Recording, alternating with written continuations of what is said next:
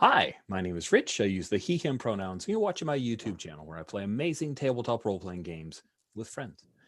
This is part of Star Wars Saturdays. It's an ongoing anthology campaign of a tabletop role-playing games set in the Star Wars universe, where every month I choose a different RPG system. Sometimes it's one that I've run before, but often it's something new. This is a repeat performance, as one might say, with some tweaks and rules from other games that I've run. And I choose that RPG system. I offer it up to the Gauntlet, which is this uh, amazing community of folks across the world who play tabletop role playing games. They're usually indie, small book, small press, and OSR style games. And folks will RSVP to that. We gather together, create characters, and we'll tell a story for that month. And I do have an ongoing, general loose timeline that started in the original trilogy of movies. We've currently gone past that to generally like Mandalorian timeline. The Empire has technically fallen, but there are remnants of the Empire that still exist. And I've borrowed lovingly an expanded universe thing, and that's where we're currently playing. So in the expanded universe, trust me, you don't need to read anymore. All I'm telling you is all you need to know. A man who was a Grand Moff by the name of Zinj, Zsinj, although I may spell it different ways when I get excited. Warlord Zinj, he proclaimed himself still the warlord of the Empire, and he had a slice of the galaxy that stretched from part of the mid rim all the way out to the outer rim. And he said, "This is mine. It's still imperial. It's still the Empire." And that's where we're playing right now. Because I just think it's neat to still have stormtroopers, and also the idea of the New Republic, not just, hey, we killed your figurehead, everyone is now Republic now, just like doesn't sit well with me. That doesn't the story that I'm interested in exploring. And so there is the New Republic. It is stronger overall across the galaxy, freeing worlds every day, but there's still a stranglehold here. And though the grip is loosening, that's still present. With all of that out of the way, we are playing Bounty of the Week, which is my loving hack of Monster of the Week, which is from Evil Hat Games, or published by Evil Hat Games, written by Michael Sands. Monster of the Week's this game where it's like Supernatural meets Hellboy, meets X-Files, meets Buffy. It's a modern day supernatural game where you hunt down monsters every week. I've reskinned it and then hacked in some new rules recently and called it Bounty of the Week, where the folks are bounty hunters. And believe it or not, I actually ran the first of this before the Mandalorian existed, because bounty hunters have been a thing in Star Wars for a real long time. That said, I love that the Mandalorian does exist and is amazing because it's a great touchstone for the kind of stories that we tell with Bounty of the Week. Now, we've run a couple of sessions already, and I am using kind of a home base for the game, even though you guys do have this spectacular, cool starship that I love a lot, and we haven't even named. So we should probably do that this session. We're 3 in. I think this is the point where we have to learn the name of the cool starship, which I don't know. So we've told a couple of sessions. We have a home base. It's this star base called Black Orchard, so named because there are these 5 towers that have several different functions for maintaining the spaceport, from security to engineering, maintenance, that kind of stuff. And those 5 towers look like trees, hence the name Black Orchard. Black Orchard is a independent starport that had fallen on hard times, and was the host to a lot of scum and villainy, but it's recently been purchased by a man by the name of Larcey, who is a wealthy member of this I don't know, merchant family called the Say family from the Minos cluster. And Larcey just came like millions of miles to this place, bought it, and took it over. He has assured the folks that entertainment like an amazing rocket skate arena is coming any day now, but it hasn't happened yet. So that is a thing. No one's entirely sure why Larcey would dump his money into this money pit, this credit pit that Black Orchard might be, but we'll figure that out along the way, I'm sure. That's the most interesting story. Before we introduce our characters, I want to remind us that we do have lines and veils. We have safety tools. We have lines. We have lines against. We have a line against midichlorians now. Okay, I didn't see that, but hey, it is a thing. Lines against midichlorian, line against sexual assault, violence, or coercion means that's not a part of the story. Like it just doesn't exist in our story. It may exist in the world. Doesn't have to exist in stories that we tell. So it's gone. We also have veils, which are things that we're okay if that content exists. We don't want to shine a spotlight on it. We have a number of things on our character keeper that detail those veils. And then we also have ask first, which means, hey, this content could be totally cool, but it's contextual. So if we approach it, if you realize you're going to introduce a thing related to this particular topic, like, for example, drug abuse, right? Check in. Hey, it might be interesting if this NPC is having trouble with some, glitteril, just type of spice. Don't worry about it. Look it up on Wikipedia if you're super curious. But introduce it to us players first, so we could digest it for a second. If any one of us says, "Can you try it a different way?" We don't question it. We don't push back. We just say, "Yep, you bet," and we'll come up with a different thing. And if you're like, "That's the only idea I had," that's okay too. Just say, okay, well, I'm a little stuck. What do you think? And you can source the table. You think, why would I do that? I do it all the time. And your answers are always better than mine. It's amazing how consistent you folks are. On top of those lines, veils, and asks first, we do have the X card, which is the trump card for safety, meaning, hey, I didn't realize that we'd be talking about that. And that is not for me. That is not my Star Wars, which is totally cool. It's a conversation, and we're here to have a good time. We're doing it with the best of intentions, but if we stumble into something and you need the X card, you just say, "Hey, Rich, I need the X card," and then I'm not going to have you explain why. You don't need to defend yourself. We're grown-ups here. Whatever reason you needed to X card is a good enough reason for me. I may ask a question of, was it this, just to make sure, because I was public school educated. I can make this joke because both of my parents are retired public school teachers. So they've given me a hand wave. They've given me permission. And so I may need to check, like, was it this? Because yes, no, or of course, you idiot. All those answers are acceptable.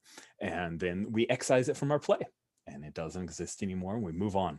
And we've got 5 beautiful brains here. We will find a way around. It's not going to be a roadblock. The last thing I'll say about that is, if somebody introduces a piece of fiction, you're like, oh, it's a little sketch. Like, that's my uncle's name, and I'm not sure if I'm going to let it ride. Like, and you make that choice. And then a few minutes later, it gets to you.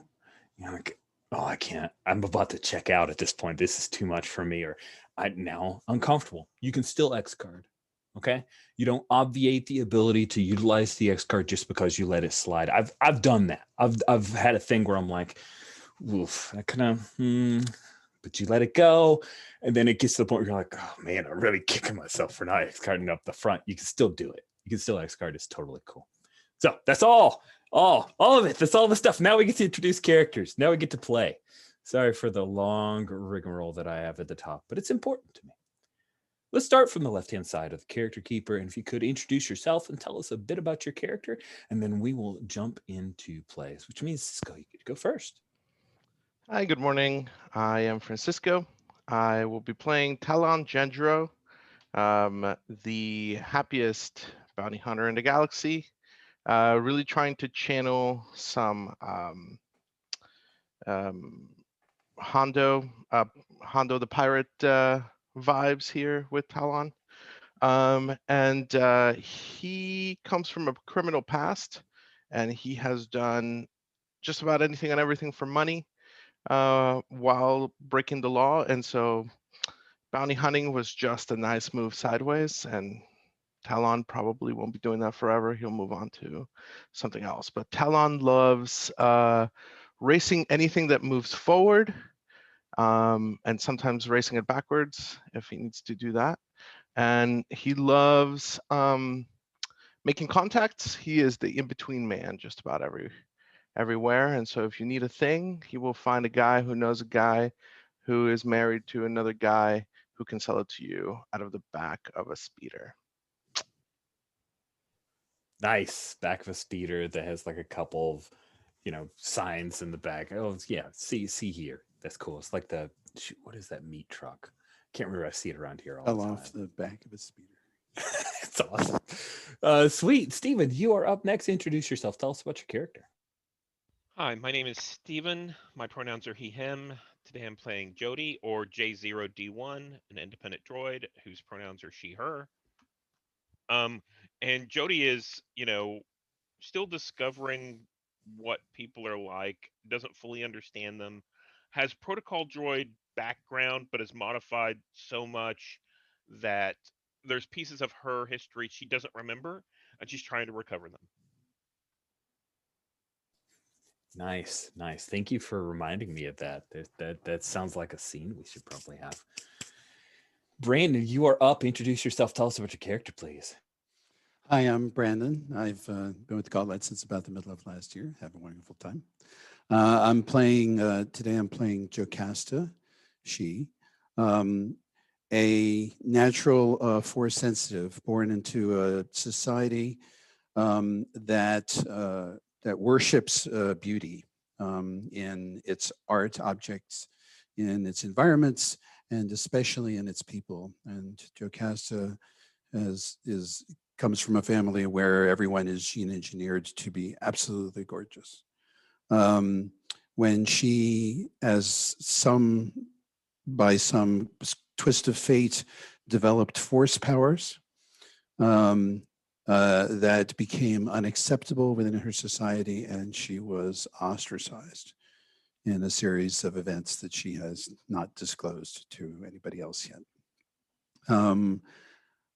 She emerged from that very changed and somewhat embittered, and is very sensitive about comments about her looks in an ironic fashion. She is driven to, she has gone into bounty hunting in order to try to find out the truth of what happened to her older sister, Jakarta, who was set up to have a dynastic marriage and was disappeared in order to prevent that. It is not clear what happened to her. And Jocasta figures that her own life is not worth very much, but at least perhaps she can do something about her sister's. Nice. That's a huge button I'm dying to push and see what happens. Last but certainly not least, Danielle, welcome. If you could introduce yourself, tell us about your character. Hey, I'm Danielle, and I've been blessed to play with the Gauntlet since about January this year, and excited to be playing here. I'm playing Winnie Kessick, or she goes by Win, who is the trainee, and she is, I think, newish to the Black Orchard Spaceport, here with the aforementioned Rocketscape team, and somewhat inadvertently got into bounty hunting because of how rough this area is. Ran into Jocasta pursuing a bounty through one of the games, and through a twist of luck, ended up delivering that bounty to her. And since they aren't making any money also doing being able to perform right now, joined up with the bounty hunter crew, and is out, and also, having heard tales of the disintegrator, is very excited to be here, and has one friend from back home, or at least for a long time, Jody. So she is excited to be here, and also is dying to kind of like get more established somehow. So she's gonna get this rich boy to fund something about this spaceport. Spectacular. All right. So you guys have finished up your hunt for Variara, and she's dead, totally dead. That's what you told the guild that got paid for killing her. That's that's not That's a good choice, friends. Not going to be trouble at all. So we pick up with a picture of Voriara, who, as I showed them before with my terrible Photoshop skills, which like it's such bad Photoshop skills, I don't even use Photoshop to do it. I just use the verb because that's what other people know. Because paint.netting something doesn't make sense to anyone. Anyway, so Voriara has now her big clunky jet booted mil-spec cybernetic legs have been replaced by effectively a protocol droid style legs. So she's who is there as she's showing off her ambulatory skills, like taking baby's first steps. I guess it'd be cute if one of you guys are present for baby's first steps of Voriara on protocol droid legs. Nice. Talon? Yeah, I like the idea of her like stumbling, and Talon is like so large, not particularly strong or tough, but just big, that Mhm. anytime that she would stumble, he just like whoop, just like picks her up. It's like, nope, try again. And then she's gonna stumble, and he's just like there to catch her, but like with just 2 little fingers. The sensors on these things are terrible. Now, it takes patience. You don't learn to shoot a blaster after a day.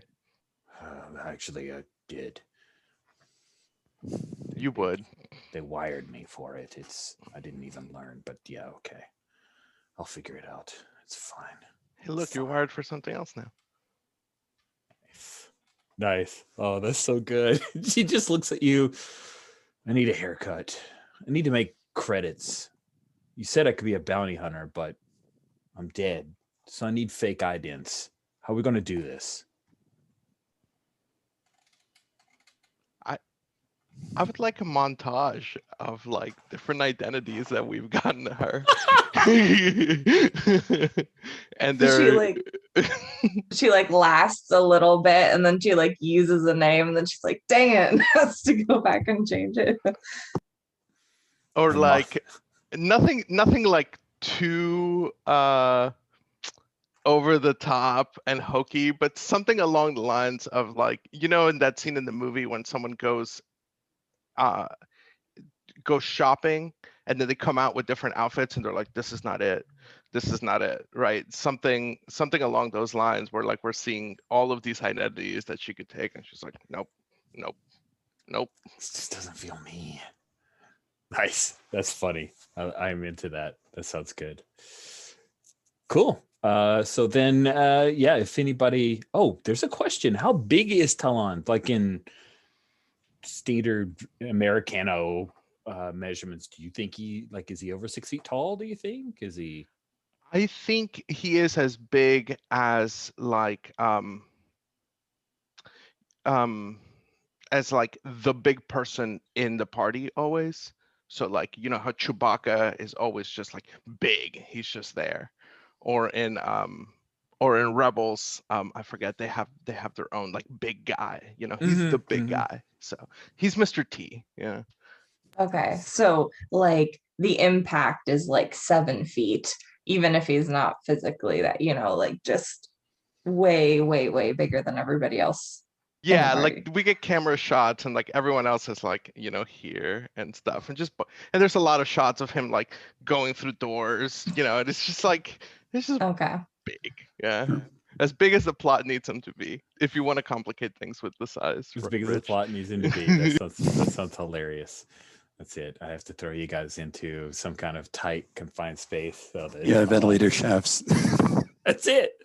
He's not the infiltrator through the shafts. Just remember, we can't call it a Jeffries tube because that's not this. That's not this sci-fi.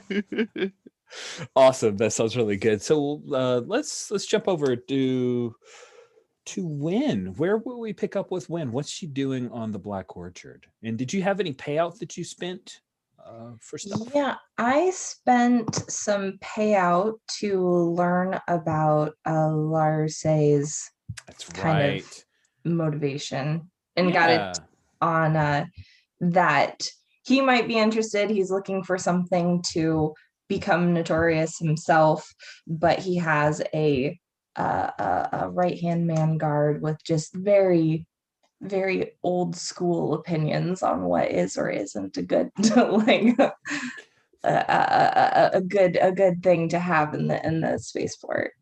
Quick cut to the Jordan, as he says, to rocket skates. Give me a good shock boxing ring anytime. This rocket skate stuff is never gonna work.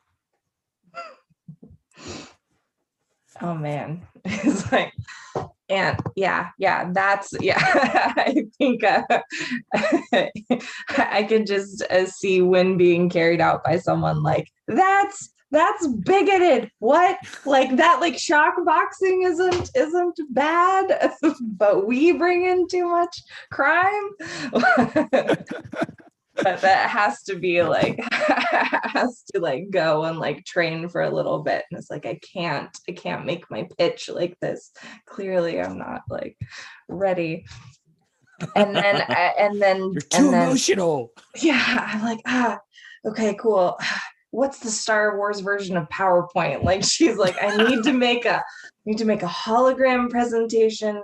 And that I think is like in the training room with everyone else, who I think everybody else is a bit more like Wynn went straight off like the family farm kind of a thing and hopped into this because she was speedy and wanted a way off. But I think everybody else has been like wandering a little bit longer, and they are all just like less into this, like, I'm gonna make this a viable business, guys, and we're just like surviving. So she's definitely in the locker room. Like, does anyone have anything that's like a suit that I could wear?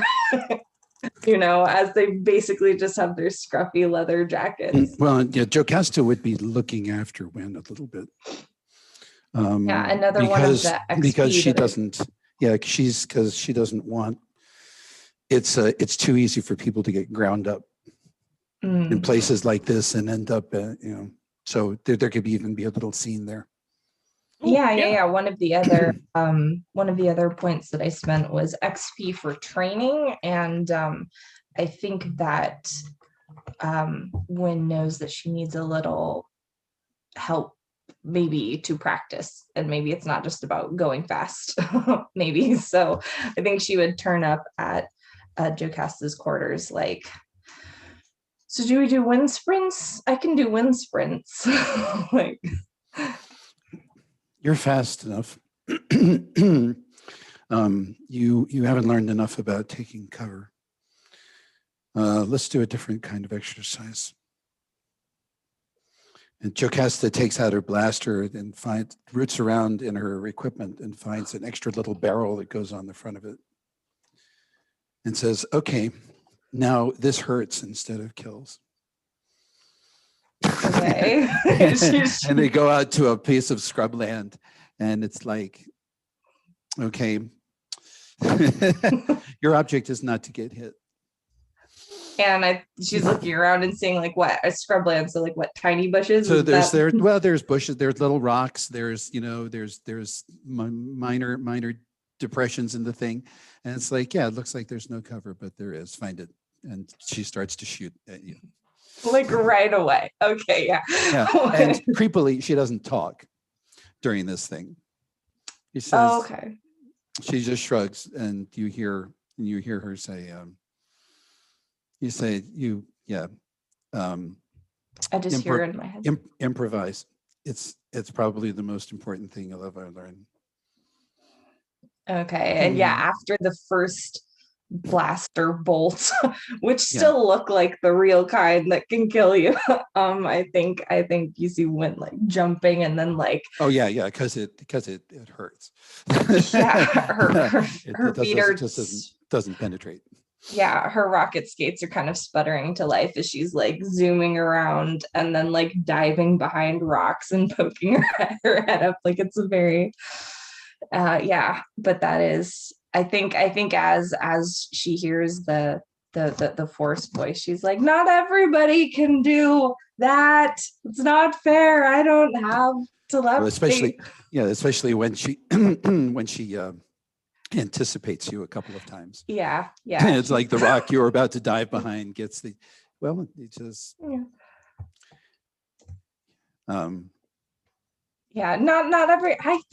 That's not playing fair. It's not a fair thing. You know what happens to failed bounty hunters here, or failed anybody? They end up having to take an indenture. Oh, You've seen people like that. They've the lucky ones just are wearing badges. The unlucky ones have collars. okay.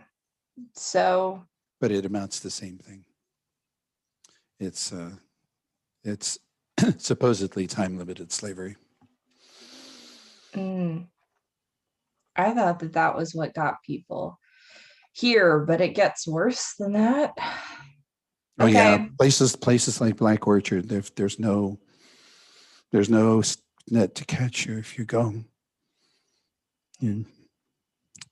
Nobody, unless you've got family here, which isn't common. Yeah, I think I hope that this is happening in character, like between blaster bolts, and even though she's no, this is around- after the okay. after the exercise. Yeah, I think Lynn dusts herself off and just kind of like holds out her hand again for like a kind of good game handshake, and it's like, well, if friends are the ones who will roast your behind with blaster bolts, then thank you for helping train me, so I can avoid the real ones. And yeah, if you want to stop by the rink sometime, maybe I can get you a pair, and then you could do this on wheels, on repulsors. I'm not sure that's. It would probably take me a while to learn how, but I wouldn't mind getting together. Yeah, absolutely. Yeah, I think when like kind of nods and is like, yeah, I mean, if you don't want to do wind sprints, if those sound like too much for you, then we can totally just get coffee instead, or get calf. but it's clearly like very like playful in a sense that like Win is like, it seems like, I know you're not a Jedi and whatnot, but hanging out in some kind of aesthetic apartment. When you say Jedi, you get a nonverbal mental cloud. Okay, and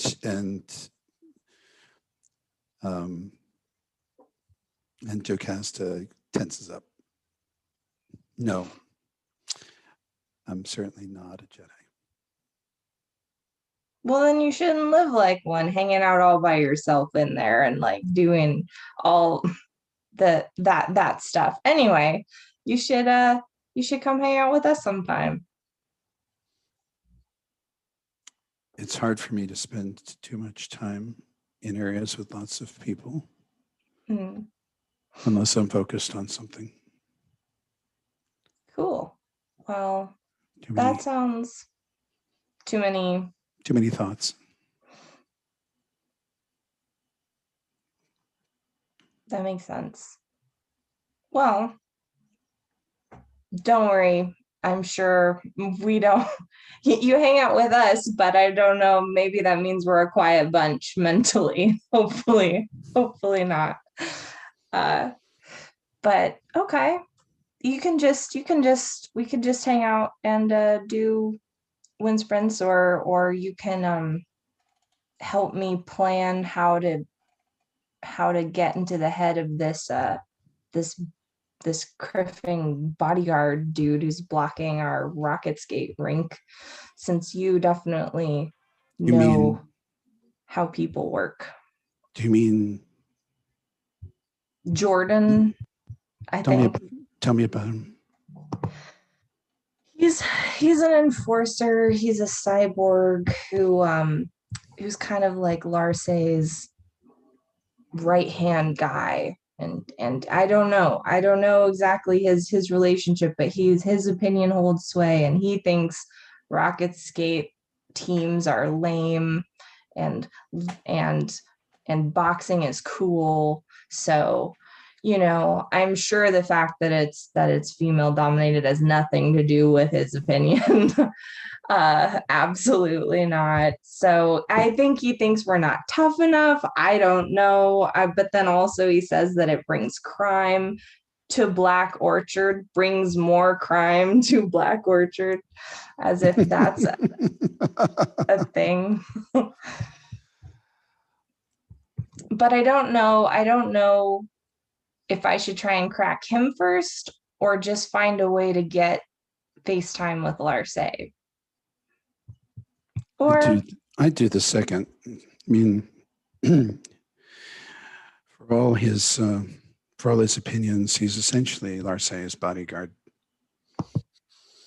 Larce is, well, I don't know what he is, but he comes from money. And if it might bring in money to Black Orchard, he might find that interesting.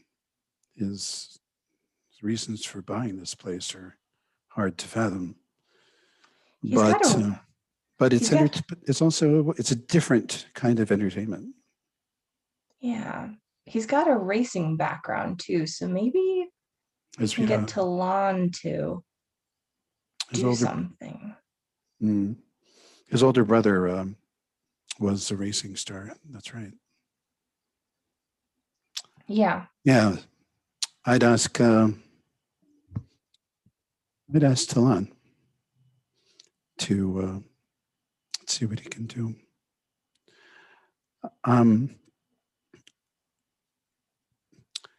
You'll have to excuse me. I've been having these headaches. Oh no. Yeah. And unfortunately, I know what it means.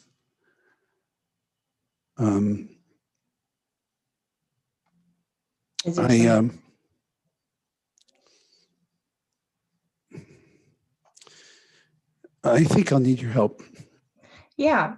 So there's something us, you know, non-sensitive people can help with? Yes, although it's a very difficult thing to ask. Sure. No problem. I mean, I just let you fire blaster bolts at me, so I think I can handle it, but no problem. I understand if it's, you know, tough. Why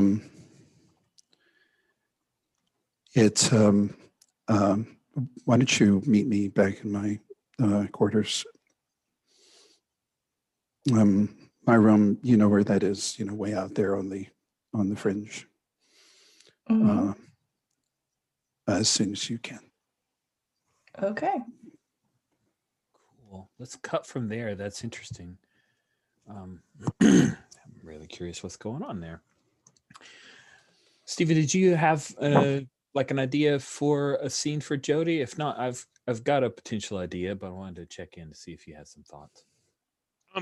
I can if you want to. If you'd like to go down your direction, that's fine too. Cool. So we pick up with a very bright background of Jody, and you're obviously in some kind of hallway. And I'm thinking, like, if you remember Tanto 4, like New Hope, like the hallways where it's like that very 70s, the panels, stark white, bright lighting, kind of stuff that would hurt your eyes over time, but looks really good in film. And we see Jody in this hallway moving, but keen eyes would pick up that a couple of dents on the top of Jody's dome aren't there, that the metal just looks a little cleaner. She seems to be moving more stiffly. Yeah, less more fluid. stilted. Yeah, more stilted. And you're moving along through this hallway when suddenly there's this sound, boom, boom, and the hallway does the kind of Star Trekian shake, and I imagine that Jody's kind of skids. Maybe, I don't know if you're the kind of droid that would put your hand on the wall or if you would just topple over. Probably brace myself. Yeah. Cool. Brace yourself. And then you see there's someone coming running down the hall, and it's a guy that is wearing the helmet, like the rebel soldier helmet, and he's got the vest on and even has the stripe down the side, and he's older. He's like in his late 50s. It looks like he was the kind of person that maybe was a soldier a long time ago and then retired and is just like jumped back into service, not completely ready for it. He's covered in sweat, and he puts his hand on you, and he's resting for a second, like, and he calls you by a name, but it's not Jody. Do you recognize it? The name is sort of different from what I have now. It's like J0 15 or something like that. So yeah. Nice. J0, listen, we need your help. I need you to take this, okay? And then I need you to grab the next life pod that you can to get out of here. And he pops a button, and like a little port opens up, and he shoves a data crystal inside you. And then he hits the other button, it shuts down, and you see someone coming around. I'm imagining the hallway is like a rounded hallway, and you see someone coming around the hallway, and it's a stormtrooper, and he like pulls up his blaster and starts firing around you, and he's ignoring you, of course, because droid. Get down, droid. And there's several blaster shots, and the guy gets shot, and then there's all this static, and you're looking up at, similar to this background, like slightly dilapidated workshop, and you see Sero and Dia, the human, and Twi'lek. And Sero, what happened? You went away for a minute, Jody. And I think if you don't mind, I'm going to roll back just a little bit. Yeah. As the stormtrooper comes around the corner, we see the guy standing there, and he's just closed the compartment, and he reaches up for the restraining bolt that's on Jody's shoulder, and he gets shot and collapses, and we see that restraining bolt missing, and like he's lying on the ground, and it kind of rolls out of his hand as he expires. And love it. So, Sero and Dia are there. Jody kind of wakes up and says, so is this present or is this still a flashback? Yeah, it's present. Yeah. So I think what we see is Jody's like, I didn't know I was seeing something from before. I think that my memory banks have opened up a section that didn't used to be accessible. What do you know about this? Did you open this for me? And Sero, he scratches at his beard for a moment there, and he glances over at Dia. And Dia, she has like this data pad up, and there are a couple of big, huge wires coming out of it. And we trail, and we see that one of them is like a red wire. It is plugged into part of Jody. And she, when you say, "Oh, we unlocked the thing," she says, "I told you. See, Sarah, you should have let me work on Jody from the start, you and your mechanical. We can definitely unlock all of this, Jody. I just don't know about the sequencing. Everything's a jumble. It's in there. It's still intact, but everything's out of order. I'm not sure how to sequence it." Well, okay. So number one, I should tell you, Rich, I took a move from the expert playbook. You did? I did. Oh, cool. What'd you take? Which is Dark Fast. If you crawl through your memory, there's questions I can ask, and a lot of them are up to you. they can relate to a target. I think that's the intention, but they can also relate to this, memory problem. Cool. And the questions are, when I dealt with this target or one of his kind, what did I learn? What hidden lore or tech do I know that could help here? Do I know anyone who might be behind this? And who do I know who can help us right now? Hot. So I just wanted to keep that on the table. Yeah, thank you. Thank you for the heads up. That is Yeah. delicious.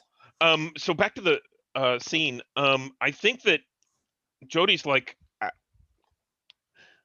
thank you. I need to process this for a little while. I'm feeling a little confused. I think there's some memory conflicts that I need to sort out. Let's take a break. And Dia grins and she walks over to there's this huge cable spool and she crawls up and sits on top of it and just keeps tapping away. Yeah, whatever. It's good. This is a great side hustle. I mean, project. I mean, gig. I mean, it's good whenever you need it. Whenever you need to work on it, process all that stuff. Processing. Processing. And I think we see Jody get up from the table in a very sanguine manner, which is very different from the stilted manner that we saw in the flashback before, and slips off and kind of tips her head to Sarah and Dia, and then heads out the door.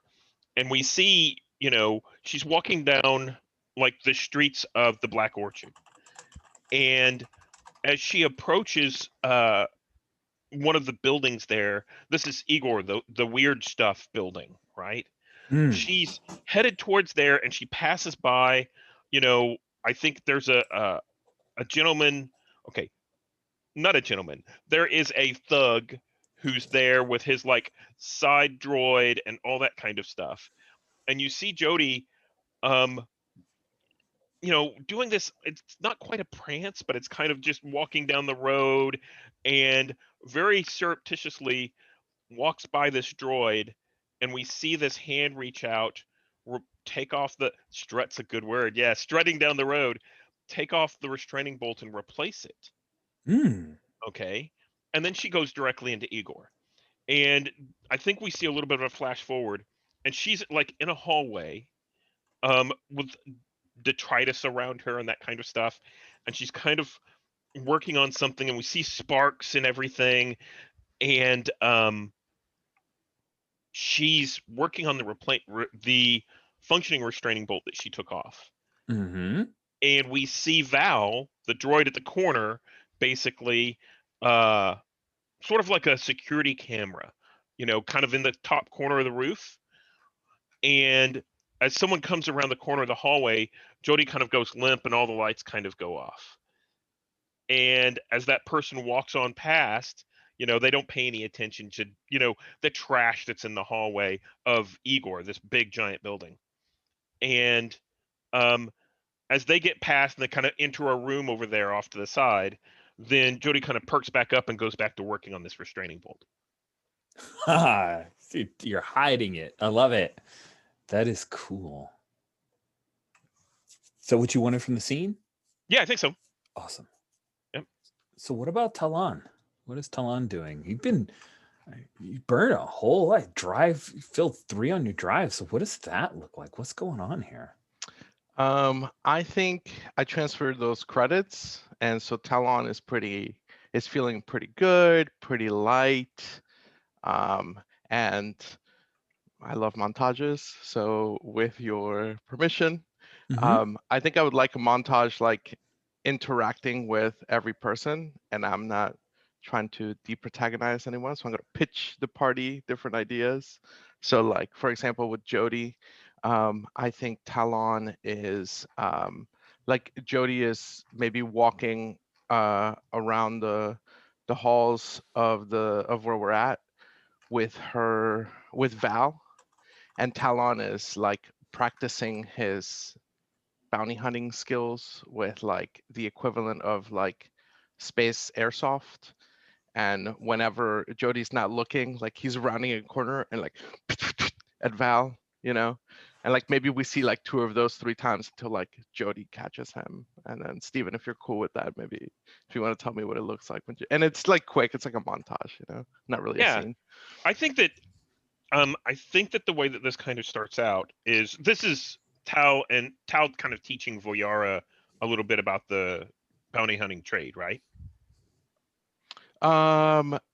Oh, that would be cool. I'd like that. Hmm. Yes. That's awesome. I love Okay. that. Yeah. Let's So do that. I think it starts out and you're like, okay, let's track down Jody. And Jody's not really aware of this. And this is where you come up on the hallway, right? And you've got a little tracker and you're trying to, do it. And I think Val starts to walk out and you kind of stop her and you peek around the corner and you see the little buzz droid Val sitting in that corner, like watching. And you're like, we've got a sentry, right? So we need to figure out another way. And the two of you figure out some ingenious way to get past them and jump up on Jody. And when you round that corner on Jody, that's whenever you pop her with like the equivalent of a paint gun, right?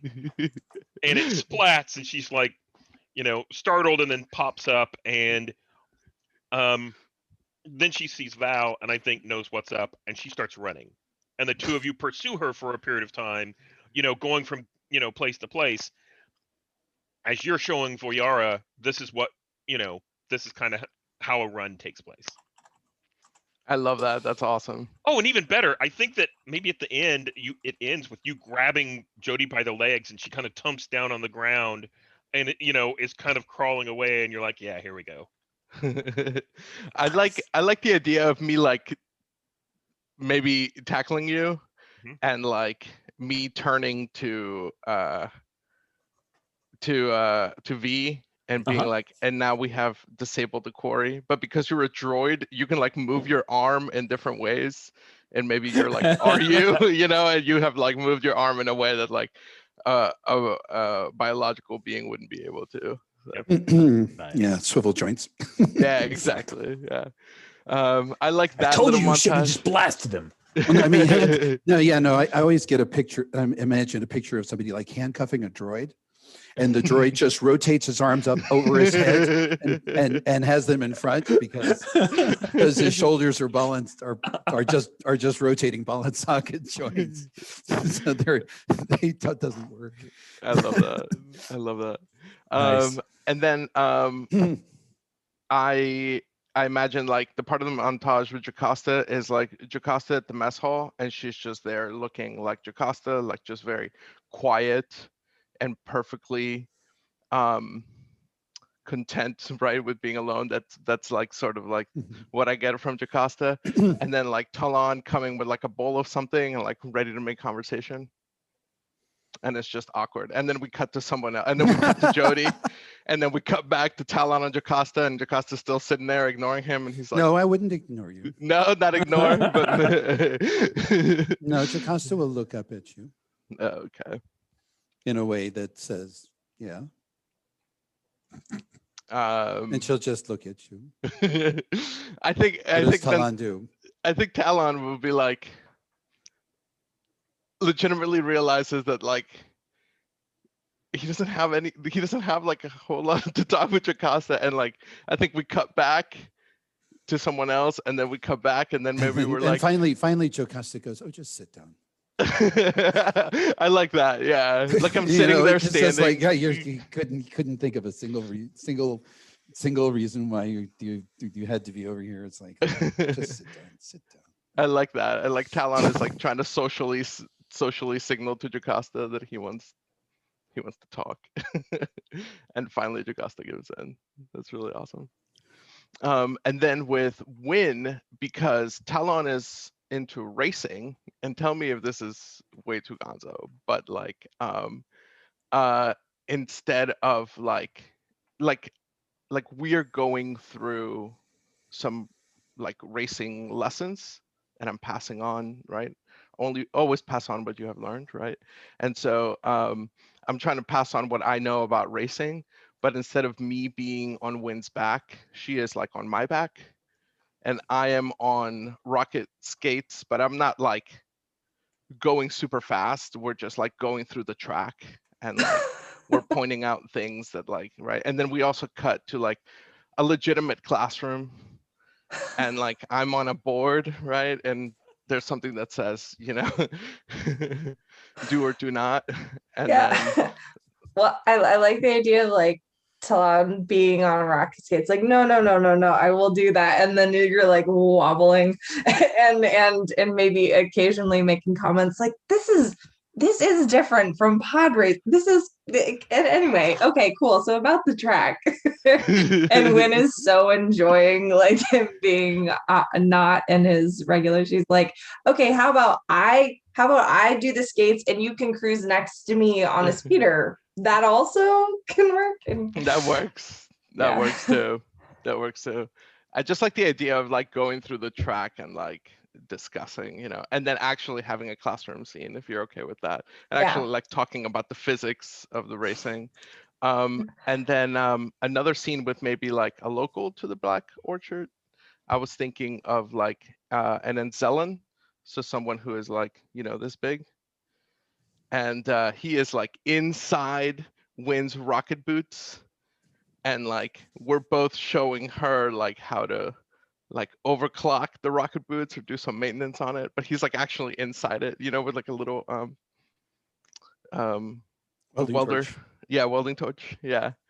And You just promise this isn't gonna take foot off, right? Like you promise. probably not, but we can always get you another one. So, and then That's true. I point back at the like do or do not sign. And then I think maybe we ended with like the Enzellan inside the rocket, like maybe overclocking it too much and like maybe shooting off into another room. They're like, yeah, we're Yeah. gonna have to get that Yeah. adjusted. Oh yeah, the skate fires off with her inside it. Exactly. Bangs against the wall. Yeah. And she goes, I'm all right. Yeah. Yep. Or like the way It just off camera, just, you know, the moment of humor. yeah. Nice. I'm trying to hit the Star Wars humor without going too much. Yeah. I like it. I like it. Cool. So I have one more scene I'd like to throw in. It's with Talon, possibly with Wynn or Jody there. Someone comes upon you. Let's say it's at what was it? Igor's? Say it's at Igor's. Because that's a cool kind of cantina, and cantina scenes are fun.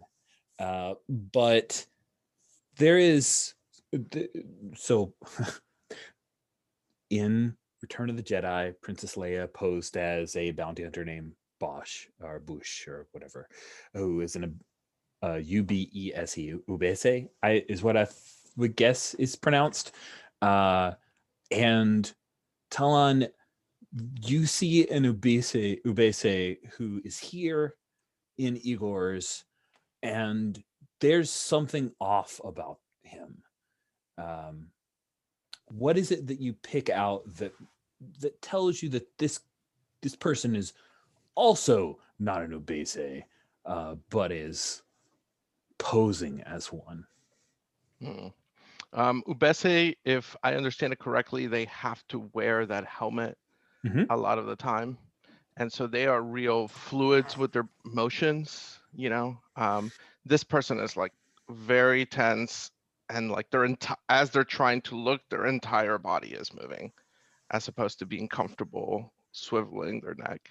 Oh, nice. That's cool. That's really clever. And you see this Ubese, they approach a table, they talk for a little bit, and then they've got this little disc, this little hollow disc, and they're like flipping up a display of someone. And is it Wynn or Jody who's with you or both? I think Wynn, because I think we're talking about Just finished your training?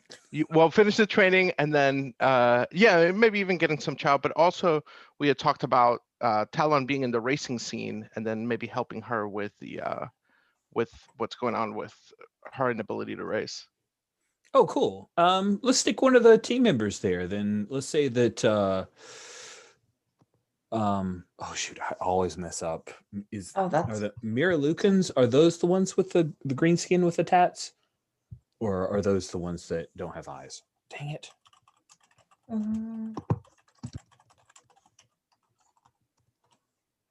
Mirialans. There we go. It's Miralukans who don't have eyes. It's Mirialans, and I will mess it up forever 100% of the time. I've got a 50-50 shot, and put it in the character keeper. There you go. Thank you. So we have a Mirialan named Solari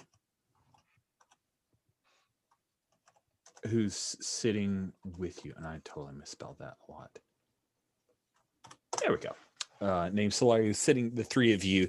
Talon, you pick out, oh, that's totally not Obese. Somebody's posing as an Obese. That's so obvious. It's so obvious to you. It's like somebody cosplaying as Darth Vader. It's so obvious to you. But when you catch sight, like you're just at the right angle where your table is, that you see that hollow disc that the Obese has, and the hair is styled slightly different, but you'd swear that looked like Jocasta to you. The picture in that hollow pops up, dressed really nice, like this really pretty dress, like, you know, not the style you've seen Jocasta in. You just catch a glimpse of it, but yeah, spitting image, like totally looks like Jocasta. Okay. I think as I think she would interrupt Talon making a hilarious point about this person. Oh, and Solari's giggle snorting at the comment. Yeah. Be like, actually, there's a holodesk. They might be looking for Jocasta. Like their hollow looks like a picture of Jocasta's worst nightmare from what she's described. I think Solari says, "Oh, that Ubese is gonna get shot." Yeah, that's true. I mean, yeah, Wayne just laughs like, yeah, actually, I don't know if Jocasta can handle herself, but I don't like the look of that either. Yeah, it's the sort of thing that this is out of character. Like, if we're all on the same team, we would communicate this to Jocasta. Like, we would know that we would be looking for each other's back, right? You bet. Yeah. So totally. That's what I expect. Yeah, yeah. And so we have communicators of some kind. Yeah. Sure. We have the little pen ones. Yeah. Yeah. Yeah. I take mine out and immediately tell Jocasta what I'm seeing. I don't understand. Can you explain it? Yeah, let me ask out a character to make sure I got this right. So there is a bounty puck, and there is, I'm like, I think I told Jocasta that there's a bounty out for her, and there's somebody here looking for her. Somebody here looking for you, Jocasta. Now, presumably, we all have sort of, we're all on somebody's list, probably, maybe, I don't know, like, but we. I think Talon, I think you're kind of, well, kind of pushing off on others what might be true about you. Gotcha. I don't know. The reason I say that is because I presume that maybe we have contingencies for something like this.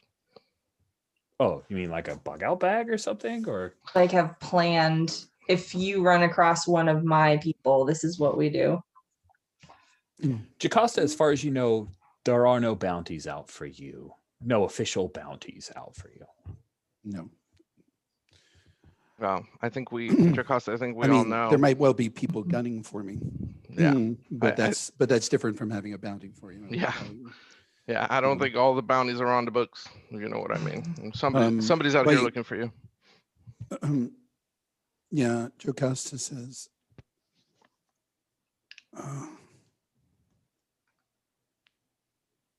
this is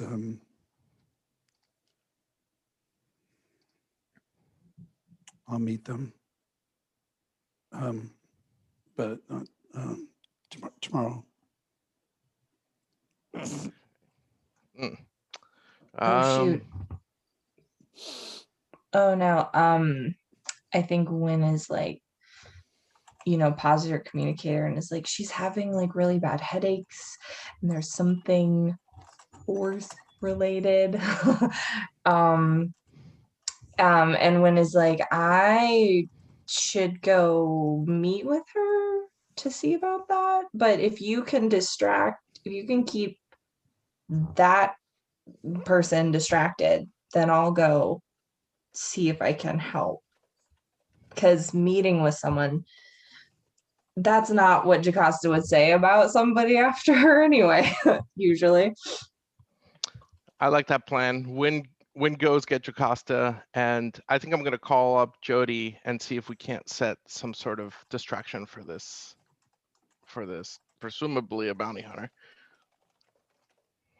Yeah, as Win leaves, she kind of waves at Solari and is like, if you want to see us work, then that's great. But otherwise, I'll meet you back at the rink. You might want to. This could get a very interesting place really quickly. And Jocasta, who talks with her hands a lot, she's like, wait, so if that guy asks me if I've seen her, do I lie? Yeah. Just or just avoid, just smash a drink and run away. That's always an option. Just turn your rocket skates on. You don't have to answer a question. You just be gone.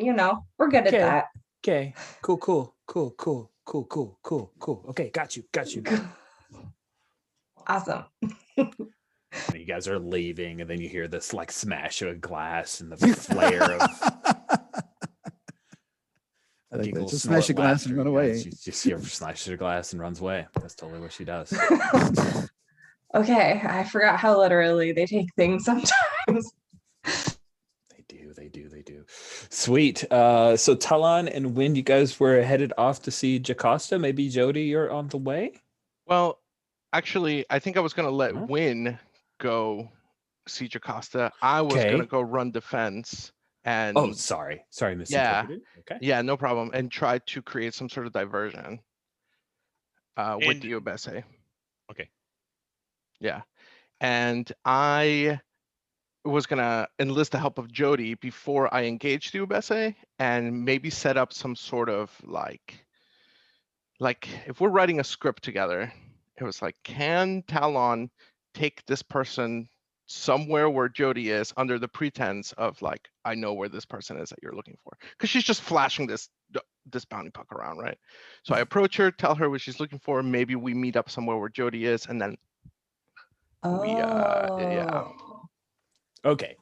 Careful, So though, you know how Win is going to suspicious see bounty hunters are. Jocasta. Talon is setting a trap for the Obese, saying, I know I've seen this person come this way. Jody is there with you. You guys team up on Bounty Hunter. Sounds good. Yeah, would Jody be down for that? Yeah, all Yes. right. But is Val? Like, that's the question. Is Val up for that? Also, I think so. So sweet. Okay. Cool. Let's pick up with Win visiting Jocasta, but I'm gonna like cut back and forth between those scenes. So Yeah. sorry if I like jump in at points. I'm No just being problem. all like dramatic editing and stuff. So No problem. Yeah, I think Win just sort of like arrives a little out of breath, like in the doorway, like, hey, Jocasta, glad I could get here before the other visitor who seems very intent on meeting you. I want to ask Can a I- question yeah. before we go into the scene. So Jocasta, have you personalized this place that you're staying at all? And if so, what says something about Jocasta or herself or her homeworld in this place where you're staying? About her homeworld, absolutely recall. Sure. Figured as much, but what she is it?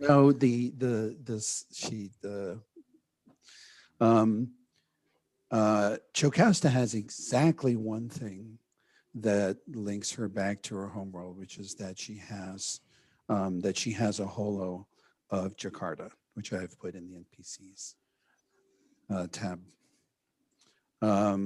Sweet. Win, do you see that picture? And that is exactly who you saw in that holo. They look a lot alike, but that's who you saw in the holo. When you otherwise Jocasta's room,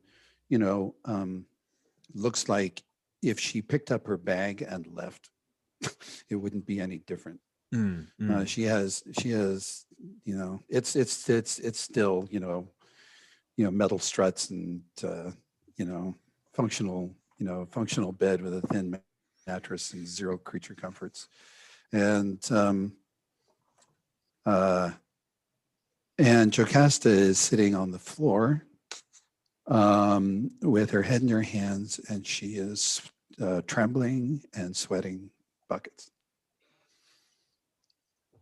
Okay. Yeah, I think when And as you come in the door, you're getting telepathic waves of nausea. okay, yeah. When he's walking in and being like, okay.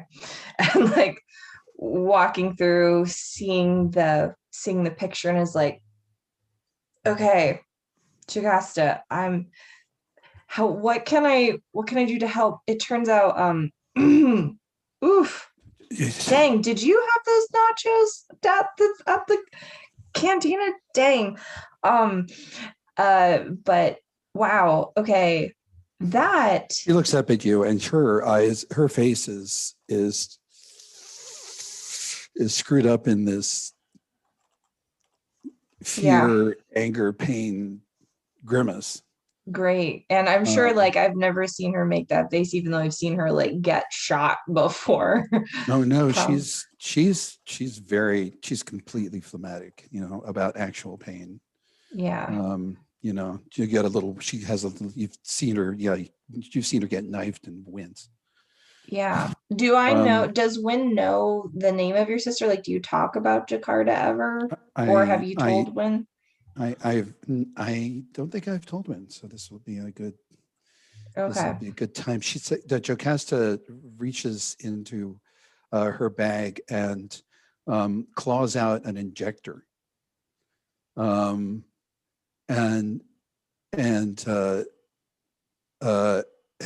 kind of then shoves it across the floor at Wynn and says, I need you to hit me with this when it gets really bad. Okay. Just say it looks really bad right now. Jocasta, is that right now? No. It's different every time. But no, I'll probably, if I start to have seizures or something like that, as long as I'm talking, I'm fine. Okay. And then she emits this moan, and suddenly you are in this gorgeous room. I mean, this, imagine science fiction, high Victorian, absolutely, just resplendent with wealth to burn for decorations and fine taste and things like that. And two attendants are brushing your hair. And you look in a mirror and you're absolutely gorgeous, and you look like Jakarta. Oh wow, okay. And someone is saying, the prince is so handsome. You're so lucky. Another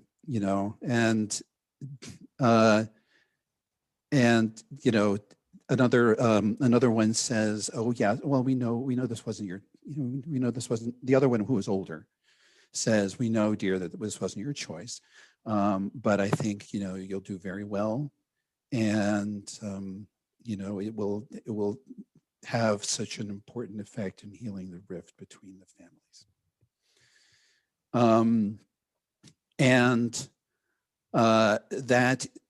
That goes on for, you don't know how long that goes on, but it's absolutely real. And then you're back in this small, ugly little bedchamber, and Jocasta is unconscious and seizing on the floor. Okay. Foaming at the mouth and clawing at the furniture. Wynn is like, okay, and then just grabs the injector and jams it into, her thigh or wherever it would. Yeah. They're auto injectors. You slam it up against the body part and it goes.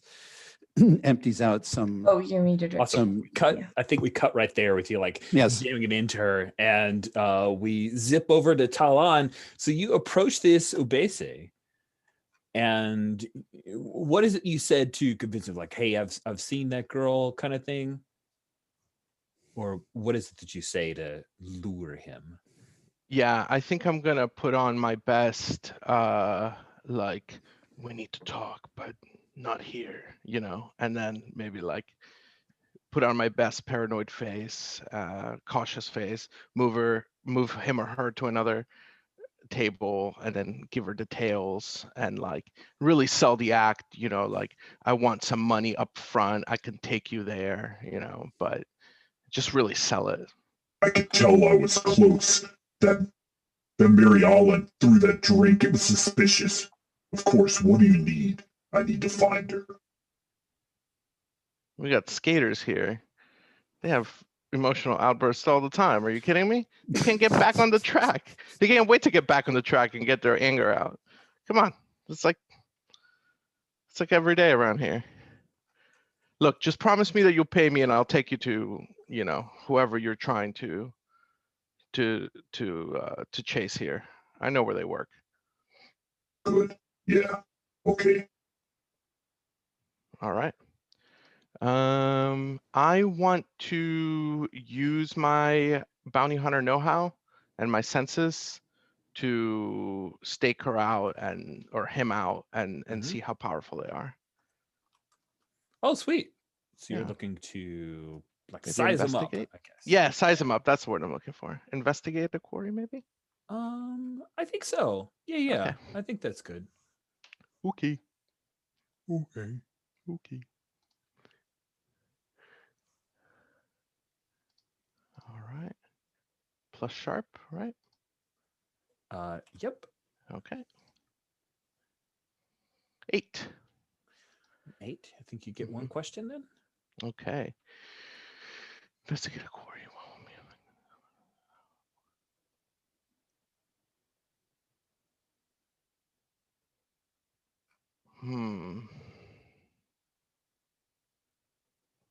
What is being concealed here? So I want to know something that I don't know. Maybe specifically that this is not Jocasta? Yeah, I think that's a good thing for you to discover. You take he flashes the picture to you again, and you're like, oh, that's not Jocasta. Like it looks a lot like Jocasta. You can see how somebody, but yeah, this isn't Jocasta. This is somebody else. Maybe I don't know, a relative, something, because they have similar casts, like they have similar cheekbones, but you can tell from the eyes, the nose, there's just enough differences for you to say, yeah, this is not Jocasta. I think Okay. that's one thing you'll notice. And Brendan, do I know about Jakarta? You're on mute, by the way. You can decide. I think probably the bounty hunters have kind of mentioned why they're in the game, right, to a certain degree. And Jocasta said, something happened to my sister and I wanted to find out why. So that she has a sister and that Jocasta's interested in it, but you don't know, but she's been rather reluctant to part with details. Okay. So Rich, would you say that Talon could put it together like this is probably Jocasta's sister? you bet. Oh, you've seen the picture. You've been to Jocasta's room. You've seen the picture. You know the thing. And hey, let me make it even easier. This guy says, her name is Jakarta. I mean, she may not be using that now, but that's her name. No, she's definitely not using that now. You're really lucky that you found me. I don't think you could have been able to find this person. She also doesn't quite look like that, but I never forget a face. Come on. Okay. So I think the plan has changed from like we don't want to hurt this person. I don't want to hurt this person just in case they're part of the guild. I will ask maybe like, hey, so like bounty hunting looks interesting. I could probably use a few extra credits, I think I'm built for it. It's like yeah, are you like with the guild or did you guys have a guild or something? There's like 13 guilds. Oh, okay. Yeah, so a lot of work, but I'm sure you do great. And you could tell Thank you. he's not in the guild. Like he's not in the guild. He is.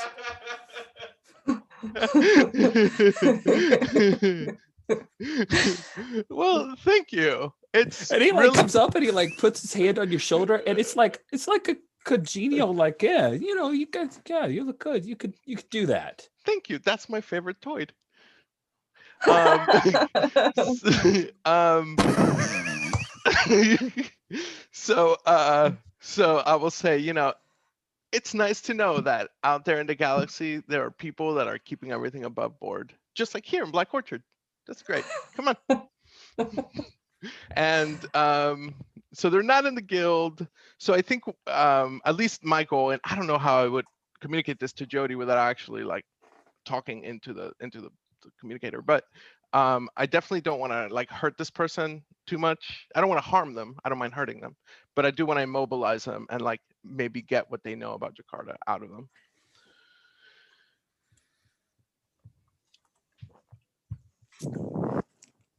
Jody, you're waiting for your quarry to come upon you. Maybe you're like at the end of an alley. You can hear the sizzle from somebody who's like got to walk just around the corner, and they're cooking up food for passersby. This is the best place for where you set up things.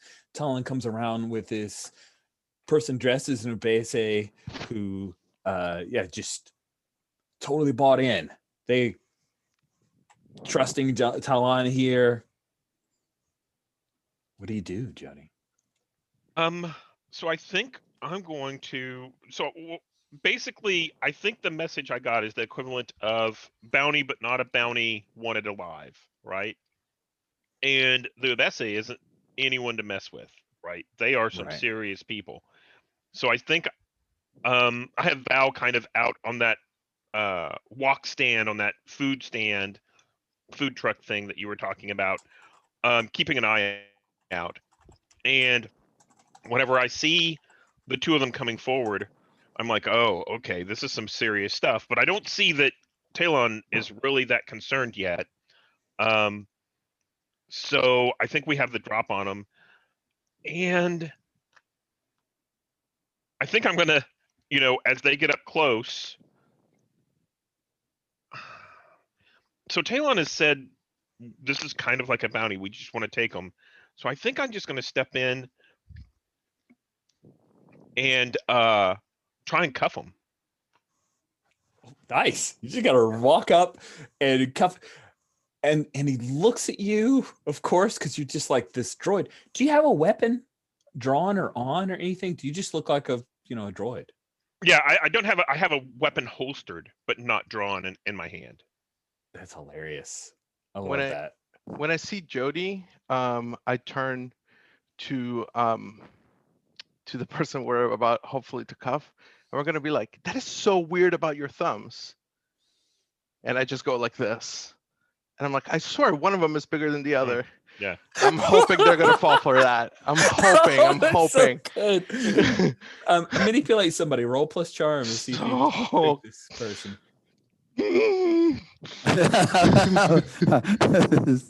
A little Three Stooges moment here. It's amazing. It's a 9. Oh, that's great. Yeah, I think he falls for it. I think there's a moment where he like looks at his hands. No, I think that's not right. And then I go, look again, and hopefully Jody comes and like. And then, it's like that's sweet.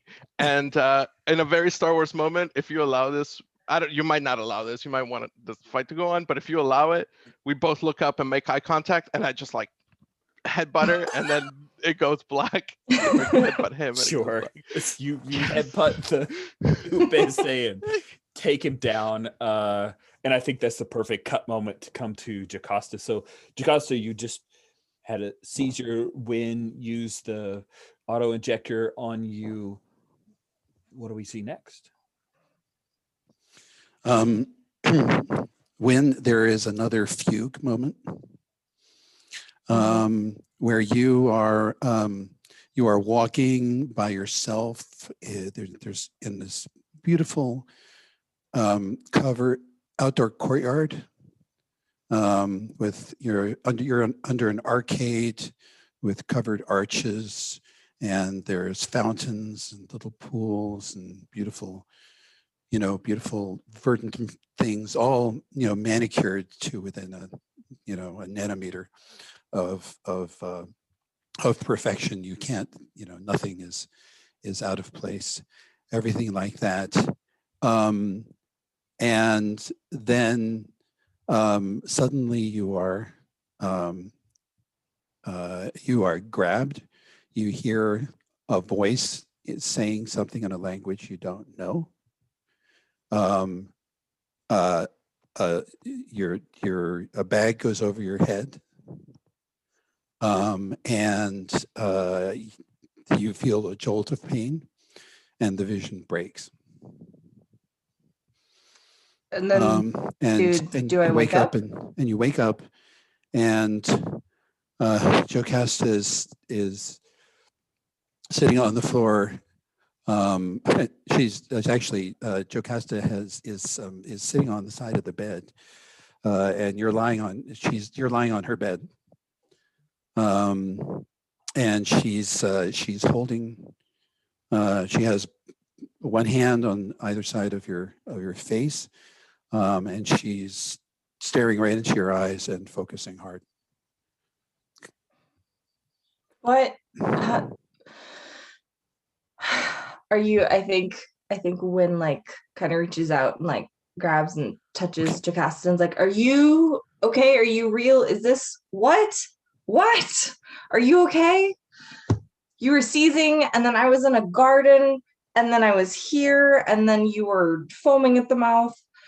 Are you okay?" I've been better,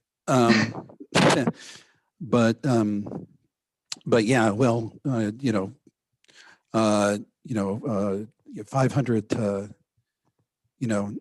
500 Durlops of black market sedative will knock out pain, pretty much any pain you've got.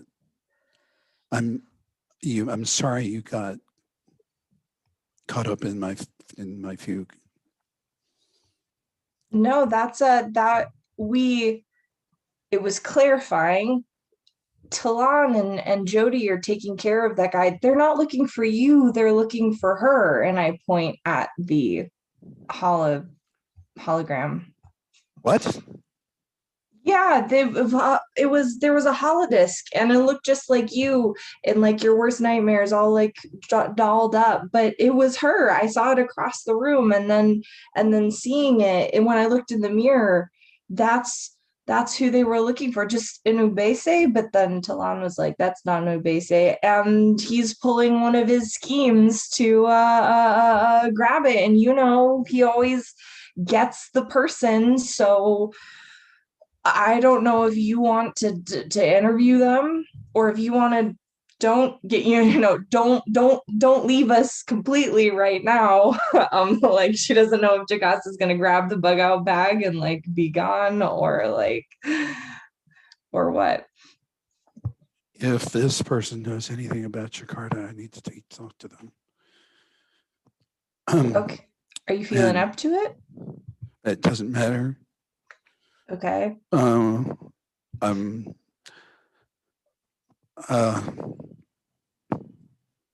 let's go. I can.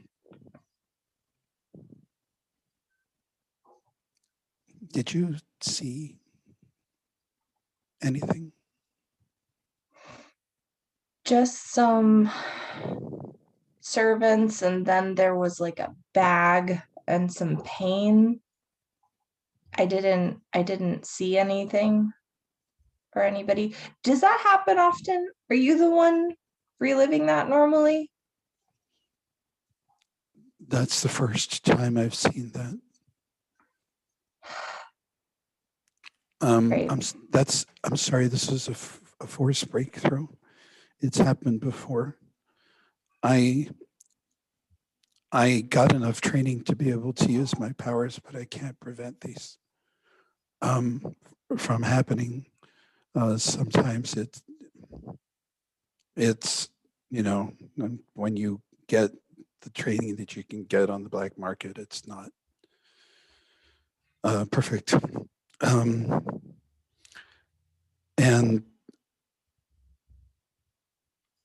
that was my sister.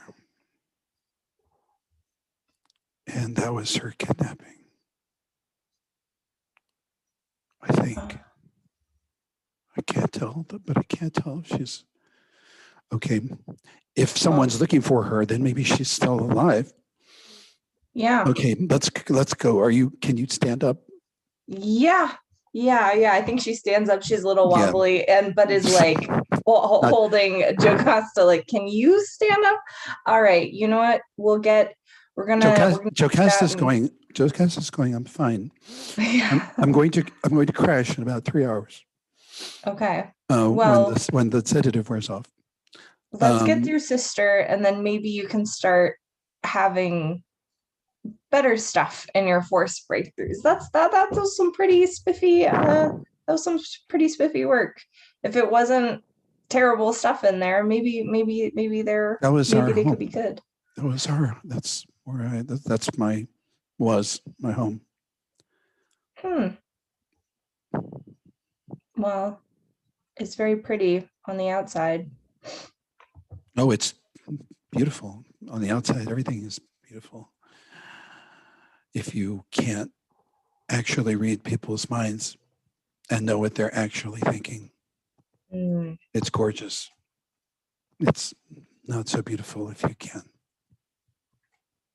Cool. All right. So I think, Wynn is going to want to charge out. And can she say in the communicator to Talon that like she has Jocasta and that they're on their way, I think, or we'll communicate that somehow.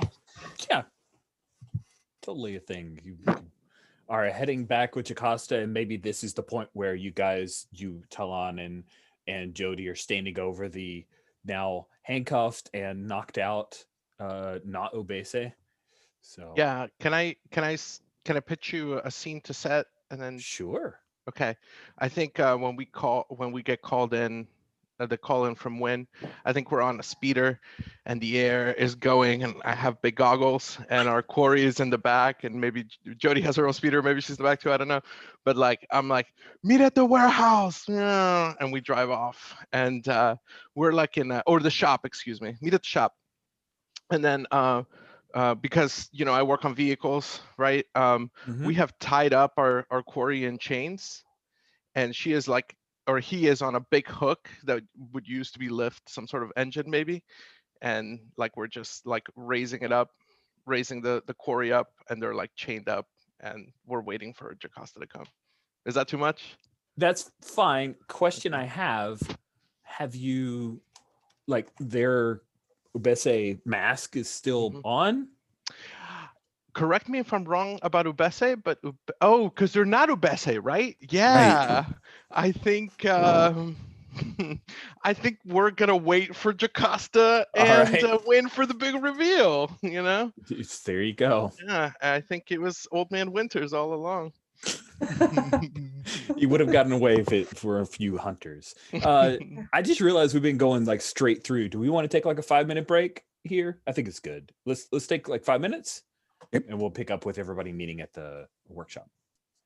So we pick back up. I think Wynn and Jocasta, the two of you, arrive at the workshop. I want to set the scene. Like, Talon, this is your workshop. Is this the kind of workshop that's got like chain? Because you mentioned chains holding this Obese. up. So is this the kind of thing where, like, you change and you like pick up giant engines type workshop? Is there anything that Talon has done to personalize this place? It says, hey, this is Talon's shop. Yeah. I have been working on the Hunters Hunted, our side sort of show, that we pitched to the captain of the space yacht. So there is costumes, there is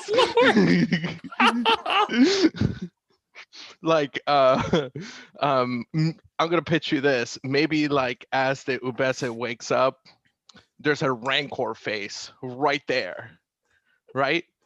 And it's actually like a Rancor face. Picture. You like it? It's pretty good, huh? It's called Freedom. Very realistic. I think there's scripts, there's manuscripts, like Talon has been writing and rewriting things, And what is Jody doing here? Like, what does she do to pass the time? Yeah, so I think Jody is actually keeping track of, making sure, keeping track of the door through Val, making sure to see whenever Jocasta and Wynn come in. And otherwise, she's kind of sitting there with her blaster kind of spinning it a little bit and, keeping guard over this Abessian. Nice. Mm-hmm.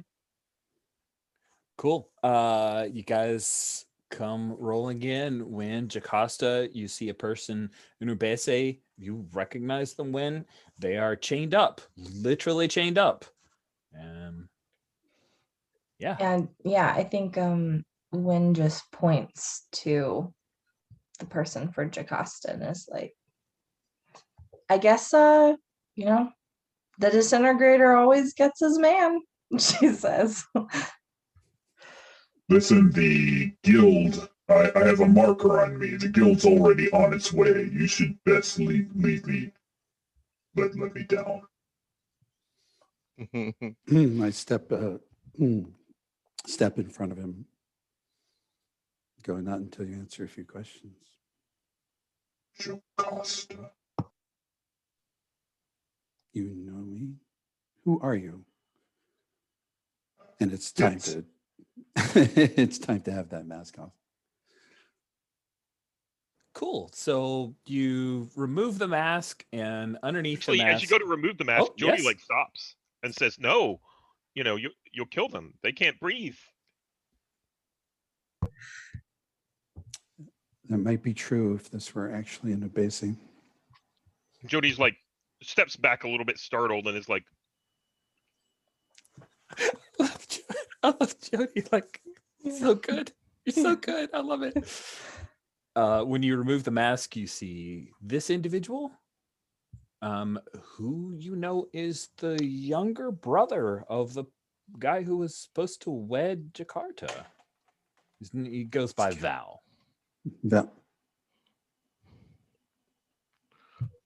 Val? Yeah. I've been trying to find her sister. Talon, cut him down. I pull a lever. He just like slams onto the ground.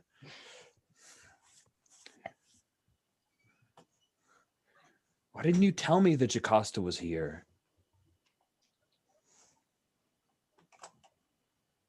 Jocasta's staring at Jocasta's having a bad moment and is staring at the ground.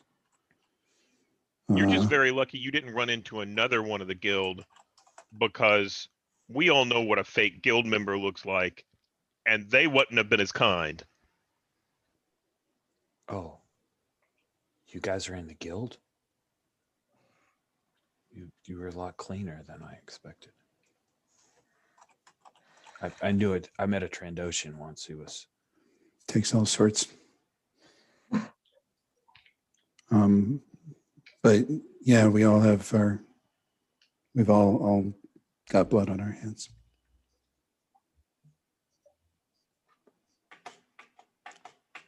And he looks at you and like, you come. He doesn't say it, but he's like, Yeah. blood on your hands. Yeah, I think she just walks up like, yeah, pretty boy, you got a problem? You got a problem with us? This is the disintegrator and his crew. Have you been off world? Oh yeah. This is Prince Tor's younger brother. Like a prince, Is, a half He goes, you can call him Val. Val. Okay, well, he was going to be my brother-in-law, but the marriage never happened. with and then the mirror and the servants and so you're That was like, that was Jakarta. That was a couple of her last moments, I guess, before they took her. okay, so I think Wynn goes up to him and is like, what did you do to her? What did your brother do to her that was so horrible? Or like, what do you know about this? My brother, we all wanted this wedding to happen. I'm trying to find Jakarta. Jocasta goes, you think she's alive then? I do. We found evidence that there was a plot trying to keep our families apart. Of course. I didn't know whether they had killed her or not.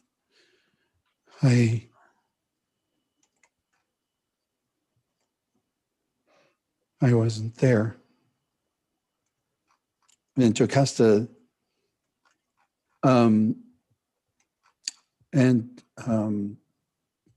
Jocasta screws up her face and with a very blank expression starts to cry.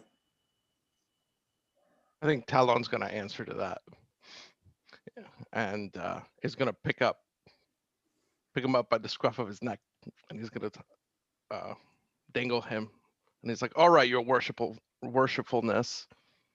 I think you hurt my friend. You better start talking about where Jakarta is now." I've been trying to hunt her, and I thought I was on the right track. I guess people thought she was you. I don't know. Fuck. Can I invoke Oops, my training move, where if you stumble across something important, if you want to stumble across something important, tell the keeper. You will find something important and useful, but maybe not necessarily immediately related. Maybe involved. And as Talon is shaking this dude off the ground, I don't know. Yeah, I think you see that Talon had removed his comm unit and he's receiving a call right now. Oh. Me? Oh, wait, Val is or Talon is? Talon had removed his comm unit. He's receiving a call right now. It's blinking. Yeah, it's okay. It's over on a counter. It's just blinking, and you see he's receiving a call. Okay. So I think I grab that and I'm like, hang on a second, Duke boy. And I hand so I plug it into his ear, maybe. Cool. I think I'm gonna flash my heat, like my space shotgun that says leave no evidence. I am the disintegrator after all. And I think I'm gonna tell him, like, you better start talking. We're gonna listen to this conversation. Okay. I hope you didn't just go halfway across the galaxy to find me. I don't really want to be found. I wasn't looking for you. I was looking for your sister. I know. I don't have a quarrel with you, Jocasta. I know everybody else does. You objected to our ways. It hurt feelings, but hurt feelings. This horrible, bitter laugh comes out of Jocasta. I know there were some who wanted to do more than send you out. I spoke up for you. I'll let you I'll pretend to believe that for now. Well, if you're pretending. Look, I can't ever go home. You'll forgive me if I'm not real happy about that. I can understand. I miss it already. Tell me why you think Jakarta's alive.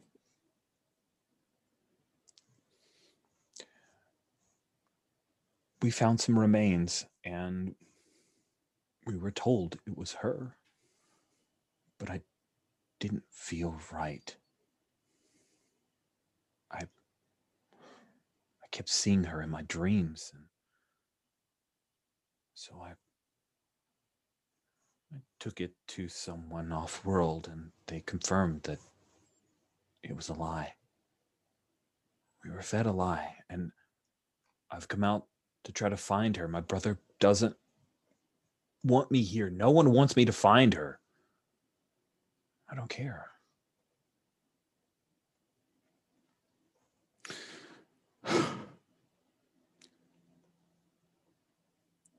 Well, someone wants you to find her. Say and look meaningfully at him. I'm not going to take her back, though, Jocasta. You need to know. I don't care. I don't care. If anyone should have been killed or disappeared, it should have been me and not her. I'm sure many of our people believe that, but I don't. Would have been better that way. Everything would have been the families would have been content. Is that actually better? Everything I was taught up until the time I had my first breakthrough. Yeah. Well, I'm going. I can't believe you're here. I can't believe you made it. Alive. It hasn't been easy, but You got if more your stuffing friend- than I give it credit for. Huh, thanks. Let's just say I had a huge head start. So if your big friend here would let me go, I'd like to keep looking for her. Oh yeah. Yeah, we seem okay. Okay, yes. I pull a chair and I put him down and I'm like, look, you're gonna answer this call because we all have a common goal now. We all want to find Jakarta for Jacasta's sake. Okay. Okay. He looks over to Jocasta to like check in. Talon will, yeah. These are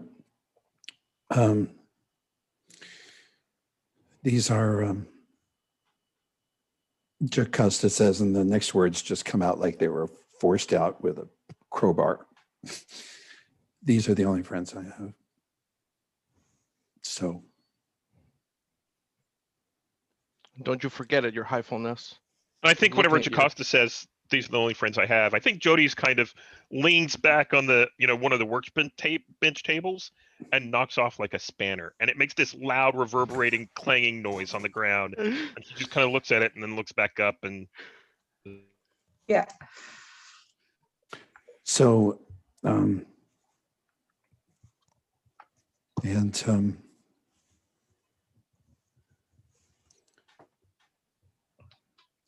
not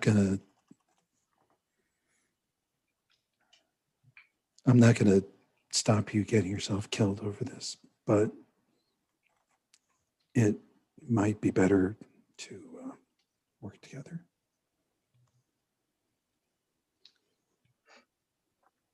It might. Should I take this? Yeah. And he clicks it on and says, this is Val. Then you hear the voice of, I think, Jody, you recognize this voice immediately as Captain Dama Jassard. She's an Imperial. Oh, shit. Val, Grafhammer. I have some good news for you, Val. This girl that you're looking for. You can make your way to these coordinates. We can show you where we found her. And Val says, oh, Captain Jassard, thank you. You found her? Oh, yes, we have, in fact. The Empire has very long arms. I telepathically say, don't mention a word about us. And there's a To Val. wide-eyed moment with Val, who has never had that happen No. before. He looks over at you and he says, okay, I have the credits that I promised. Just send the coordinates through. And then you see a little data file transfer come through on the side of the thing, and it's some coordinates that are that he doesn't recognize, but yeah, he says, okay, I will be there as soon as possible. Well, very well. I'm so happy to have been able to offer you aid. And then the call cuts. So if it's possible, I'd like to see if I can trace that call. Sweet. That sounds like you're going to be using some tech. Yeah, let's see about that. So I rolled an 8, and my tech is a 1. Okay, so you got a 9. 7 and 9. It works in perfectly. Choose your effect and a glitch. This is on row 85 of the basic moves in the Character Keeper. Yeah. And I think it's like oversee another place or time could be what you're looking for. Yeah, that sounds perfect. And then I pick the glitch. Let's see. Oh, you do. It works in perfectly. Choose your effect and a glitch. The GM will decide what effect the glitch has, so you may choose the glitch. Did you roll a 9? I did roll a 9. Do you want to call for aid? Well, it would seem like we are all standing here. Maybe somebody could help you if you want. I don't know. Yeah. Sure, yeah. You want to call for aid? Yeah. Remember, call for aid in this though. You say, here's the person who can help me. They help, and if they fail, you fail. Yeah, so a partial success may be better. Joe Cast is focused on Val. She wouldn't be involved. Yeah. I think if anyone were to help, I think I'm in Talon's place. Yeah. So if anyone would to help, it would be Talon. Mm-hmm. So I let's need do to that. rename this NPC. I just forgot. I've totally forgot. Grabbed from a names list, and I thought that looked cool. But it is the same name as your droid, so I'm going to rename Val. Oh. Give me just a moment, and I'll do right. that. Sorry about that. That's totally on me. Yep. So that's a thing. I think narratively, Talon is looking at this stuff, and then he realizes he's way in over his head. And then he looks at Jody and he's like, which button do I press? Out of character, I have a -1 on tech. So I don't mind. Like, let's just go for it. Let's see what happens. It's up to you. I don't mind. I think that in this case, let's keep a 7 and 9. Yeah. I think that's fine. Yeah. Okay, sounds good. Cool. So what glitch do you choose? Ooh. Let's say it draws immediate unwelcome attention. Oh, that's totally what I would have chosen. Thank you. Right. Of course you're it does. I love it. Yeah, and it's not like this is the captain of a of a cruise of a battle cruiser or anything. Yeah. So here's the thing that you discover: the grav hammer is not using long distance subspace relays, which means they're in the system, the solar system, and yeah. Oh No, there are. And they gave us directions. Did they give us directions outside of the system, or are the directions inside the system? Directions are inside the system. to a prison planet, basically a prison colony.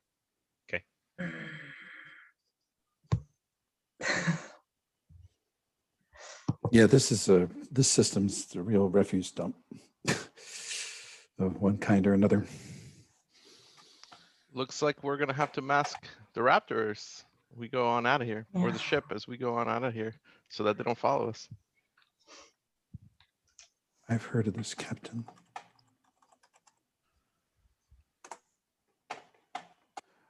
You might. So what is Val's name? We're going to rename him Luca. Luca. Is that okay? That Yep. makes sense. Luca. He lives upstairs from you. Luca, Just how do that.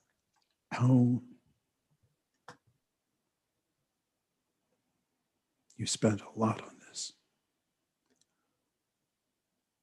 Yes. But what's an inheritance for?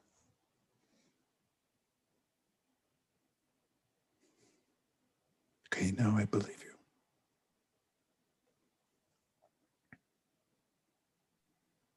I'm confused. Why would Lucas dress up, and why would Luca do this? I mean, I don't understand. And Jakarta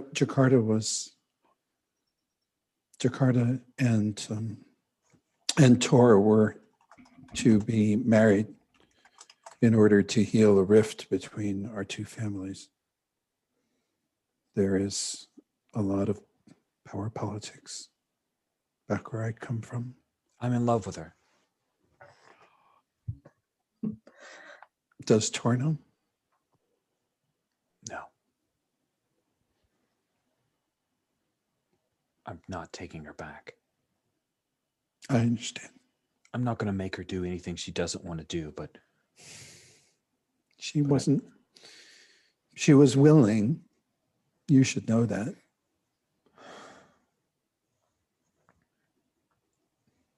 I don't think she loved him, but I'm not sure. I never got a chance to ask her. and Luca will like gently reach out to Jocasta and try to offer her just a little bit of comfort, like just puts his hand on your shoulder. I'm sorry. Jocasta lets his hand linger there for about a half a second. Yeah. And then he doesn't push it. He's like, yep. And then I mean, she doesn't recoil from him, but she is obviously you didn't know I had force powers. Nobody told you. They just probably told you I was imperfect. I said that you were unwell. Right. That you were touched with madness. Yes, they were right. I don't know about I think of Owen. It's like, I don't know about Mattis. Lots of people get headaches and have weird stuff, but like we don't. Our we people don't. Our people don't. I That's the understand that thing. your kind do that, but we don't. Okay. Where we are genetically engineered in the embryo phase to be perfect. It sounds like all imperfections are fixed and tailored appropriate to the family's aesthetic. well, it Honestly, sounds like your people could solve a lot of problems if they took a walk around the galaxy a little bit, maybe. The galaxy is, for the most part, incredibly ugly. And displeasing to look on. Those places there are a few places that are beautiful, a few people. But from my people's point of view, most of the galaxy is a refuse pit. Yeah, but that's from a certain point of view. I mean, Nice. some there's some really cool stuff. And like, I mean, have they ever heard of grunge? Have they ever, I mean, this is amazing that you got this far, Luca, when I'm pretty sure most of the food that they serve in the cantina would probably scare you out of your mind. But if you share a plate of those nachos, that, you know, it's really a dice roll if you're going to make it through the next day or not with some friends. That, I mean, it's not a sunrise, sure, but like that's cooler than any, you know, uh perfect Victorian looking dress or something. You've seen the dresses that our people wear? Jody, Val gives you a notification. There's some Imperial comm traffic coming in right now to the spaceport. So things are getting hot. Are we going to leave and do this thing, or what are we going to do? I'd like that. I like the way like Han Solo tells like Chewie, you know, prep the ship. I want to have that like with Jody, you know, Yeah. and like I want to see if Jody will you know, mask our signal. What is the thing inside the ship that sends out a signal? The Transponder. The transponder, yeah. Mask the transponder, Jody. We don't need the Empire knowing who we are and what we're about, or that we're even here. So I'm going to go over to the ship, and I'm going to the Raptor, and I'm going to drop the you know, work on something, and this like metal box slides out and clangs to the ground, and it's the transponder. And I'm going to transplant that onto Val's ship, or not Val's, Voyara's ship, the Rancor Tick, as a distraction, right? Oh, Voryar finds out about this. She's going to be so mad. Yep. Oh my goodness. Oh, and then we can, you know, we can send her on a little, you know, mission to go train, blah, blah, blah. You know, go see if you can go pick this thing up and bring it back. It's part of your bounty hunter training. Oh my God, she's going to be so mad. That's But so she's totally good. going to do it. That's so good. Yeah, and yeah, I think one will kind of look, I don't know about this, and then is like remembering Jocasta saying like, you know, it's not fair. But I guess this is training.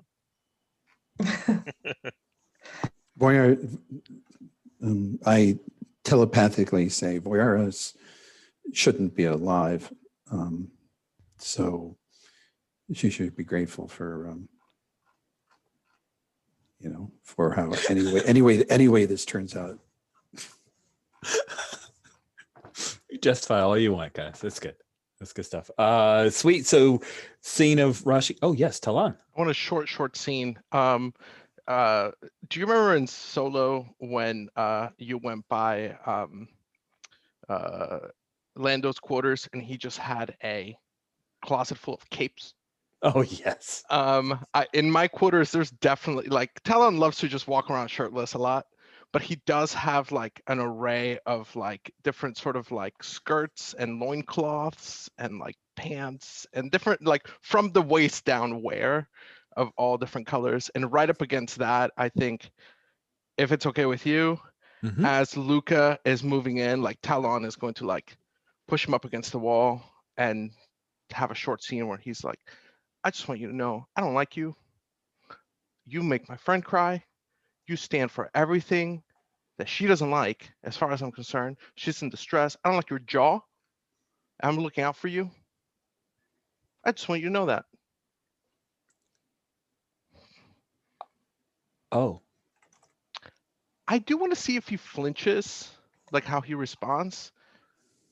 And if it's possible, I want to roll and see what, or maybe I try to manipulate him. Maybe I'm trying to like bully him a little bit into like telling us anything that he is concealing. Oh, interesting. Yeah, go for it. Let's see how this goes. Okay.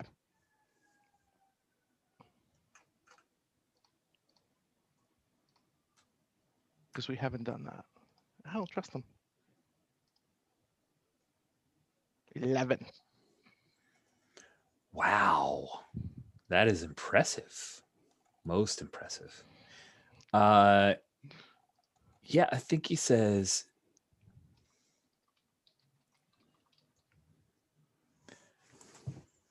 I only made her cry because I told her the truth. And what Jocasta did, I haven't forgiven her. So you're telling me you're in love and you're holding a grudge. So convince me how you're not a liability here, or that you're a liability that I should keep around. Besides the fact that we're going to get information from you on how to get Jakarta. Because look, we can get that out of you other ways. I'm not saying it's bad. I'm just saying bounty hunting is a complicated profession.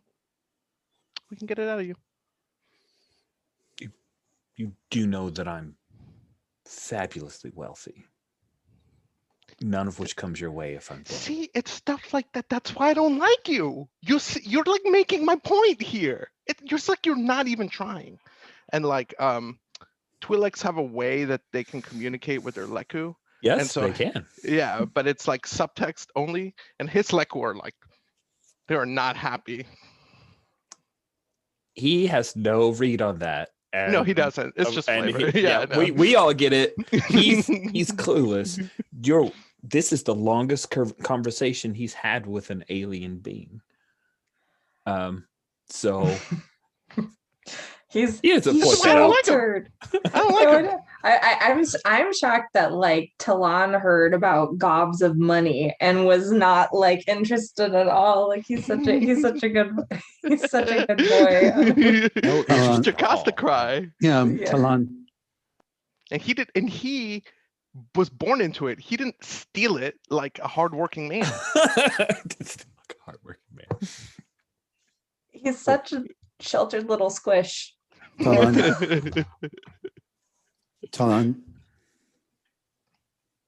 Yeah.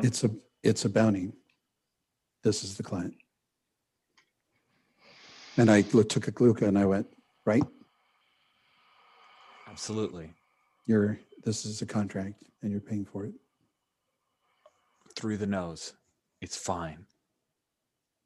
Okay. I'm going to give Jocasta a look like, not a look, I will actually say like, I just care about you.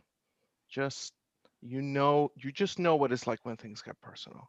And then I'm going to turn to, and I'm going to turn to Luca and be like, I won't be working for you forever. So you just watch yourself. I understand. Can you actually use that blaster? I say to him. Well, we used to do practice. Yes, of course. I can use a blaster. Keep your head down. Okay. Jakarta wouldn't like it if you got killed. See how much we have in common. She didn't notice, and Jocasta very pointedly says Jakarta, not I. Yeah. So do we cut to you guys on the Raptor, and you see that there are a few TIE fighters that are headed to Black Orchard? Yeah. And here's the thing. Black Orchard is technically within Zinj's empire, so they can't just like immediately raise defenses. As long as these TIE fighters don't attack anything on Black Orchard, they can't justify bringing the tower defense up and shooting them out of the sky. Oh God! Not only that, but they'd be tangling with a battle cruiser. Yeah, it would Which- not go well. No, that thing would just. Yeah, no. I have a suggestion for a scene. Yes. Is this thing on a meteor? Or what is it on? I hadn't defined. I wasn't sure if it was like on a meteor or not, but let's say it's on a meteor now, which happens to have some scrub brush. It must be a meteor that has like, oh shoot, what are those things like? They've it's oxygen, like there's outdoor oxygen kind of deal, like terrestrialized. I can't remember what terraformed. Yes. A Awesome. terraformed meteor. I'm gonna pitch you an idea. And maybe we roll for it, maybe we don't. Well, an But, asteroid, not a meteor. Or an asteroid. There you go. Yeah, if it didn't have a stable orbit, it'd be hard to keep people on it. Yes, thank you for that. And That's I'm gonna cool. put. Yeah, it's a terraformed asteroid. There you go. I think we see the scene where like Talon gets on the pilot seat, if that's okay with all of you guys, because I get bonuses to piloting. And I think he puts on a headset just like this, actually. And as he's like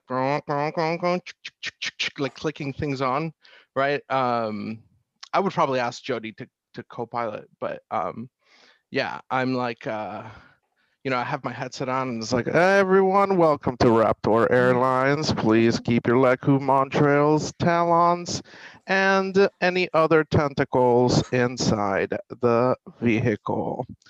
Jody, it looks like we're gonna have to go back way. Find me a tunnel. So hopefully like the Imperials are coming one way. And this is the idea I'm going to pitch you. We like go in the asteroid through some caves and find a way out. And maybe there's danger. Maybe there's things in there that try to get us. I don't know. Act under pressure. You get your +1 from driver. You'll be rolling plus Right. cool. And if you want to call for aid, you are welcome to. That sounds good. Don't I need think to. there's like, this is the beginning of a hunt. Sure. So Yeah, I you want to do your new move? I have a start of hunt move now. hey, So I'm rolling plus tech Okay, let's do it. for good or ill. And I have a 9. Ooh. So I get clouded images of something bad that is yet to happen. Mark experience if you stop it. So as you're on the way there, Jocasta kind of goes limp in her acceleration seat, and her eyes defocus. Oh, nice. Yeah, maybe you're like sitting across the Jajaric table and you Yeah. see that. And I'm imagining, I don't know why, but Luca is like trying to get the seatbelt to go, but it's broken. And he frowns at you, and then you go out. And Jocasta, here's what you see. You see, and we have her in the NPCs and places, but you see Captain Dama Jassard, and she has some stormtroopers, and she's putting a collar around Luca. She's going to take him back to your home world. That's your premonition.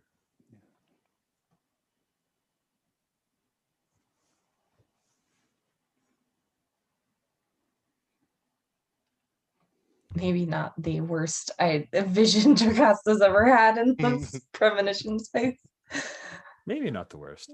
So Talon, you got This an is- 11, is that right? On your I have not Oh, you haven't yet. rolled? Okay. I have Yes. not, but I was going to pitch you guys that we're going through the planet or through the asteroid, and there is like these giant beetles. If you all have seen Starship Troopers, there's like these giant artillery beetles that like their backside like opens up, and then they like shoot sort of like light, and there's these giant beetles in the inner workings of this asteroid that do not like being disturbed. So people don't usually leave the asteroid that way, but that's exactly what we're doing. And the way that I picture people helping out, maybe Win is on some controllers, like we have the Raptor set up so that like there's things that shoot out and like distract these beetles from shooting at us as we're trying to escape. That's one way that one could help out, and then Jody, of course, is co-piloting. So, all right, cool. Yeah, I think during your spiel, when just sort of walks by, Lucas still struggling with his belt and is like, "No, you just gotta hang on," and like like kind of nudges it for him to like. She's like, no, you gotta like, and she like pulls some other loose tube and like ties a knot on it from out there. So like that, a hose. yeah, pull the hose and is like, He just lifts his hands and lets just you like, do it. just like make it work. He's a little Just like nervous. make it work, Luca. It'll be okay. She's still like annoyed with him, but it like can't help realizing how sheltered he is. She can't help but like feel slightly protective and is annoyed about it. Here, Raptor Airlines, we want you to experience the maximum enjoyment out of your ride. Please hang on to your safety hoses and put all your chairs in upright position because we are about to hit some turbulence. He does this every time. Don't freak out. Okay, let's roll this thing. Yeah, 11. when throws herself into the spot and kind of looks over at Jody and salutes. So what is I know like an 11, it's good, but I do want to get like a vibe. Of course, Talon, you're awesome pilot, but what does Jody do during this sequence with the beetles and trying not to be fired upon by giant butt lasers? I don't know, like flashing Well, lights they're like and bombardier stuff. beetles, you know, so they're. So I think Jody is helping Talon there in the cockpit by coordinating with him. And one of the ways this happens is we have this close rapport, and Val, the little buzz droid, actually crawls up on my shoulders, and we actually communicate because I had the protocol background with like Leco symbol, you know, Leco shapes and that kind of stuff. And Val is the one actually moving like little arms and things. So we're close communicating with how to drive off and how to do that thing. Yeah. Nice. I turn to Val and I go, keep those Leco under control, Val. I don't like your tone.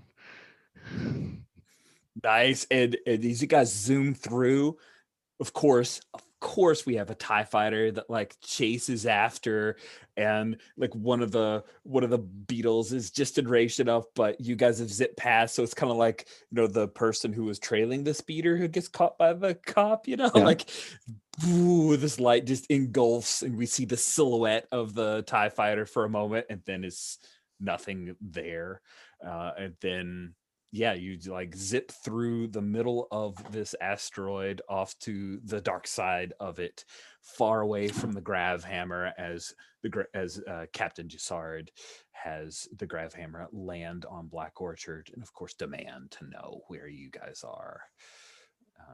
So yeah, I think we'll kind of close this off at this point from the story. Are there any like quick scenes or any other thing? I don't want to close everything else. Somebody had I definitely want to tag this in here. Otherwise we can stop here.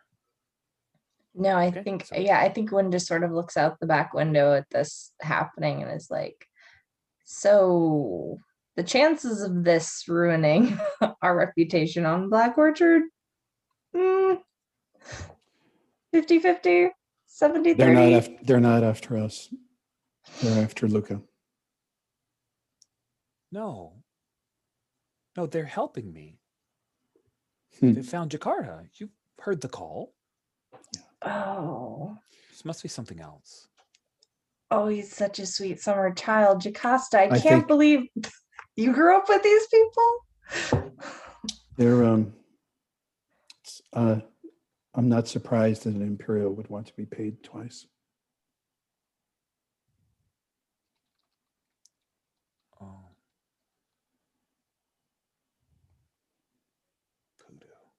I walk by as she's asking about percentages, and I'm like, what did I tell you about the odds when? I know. I couldn't even take statistics. Yes. Never tell me the odds. I've already when.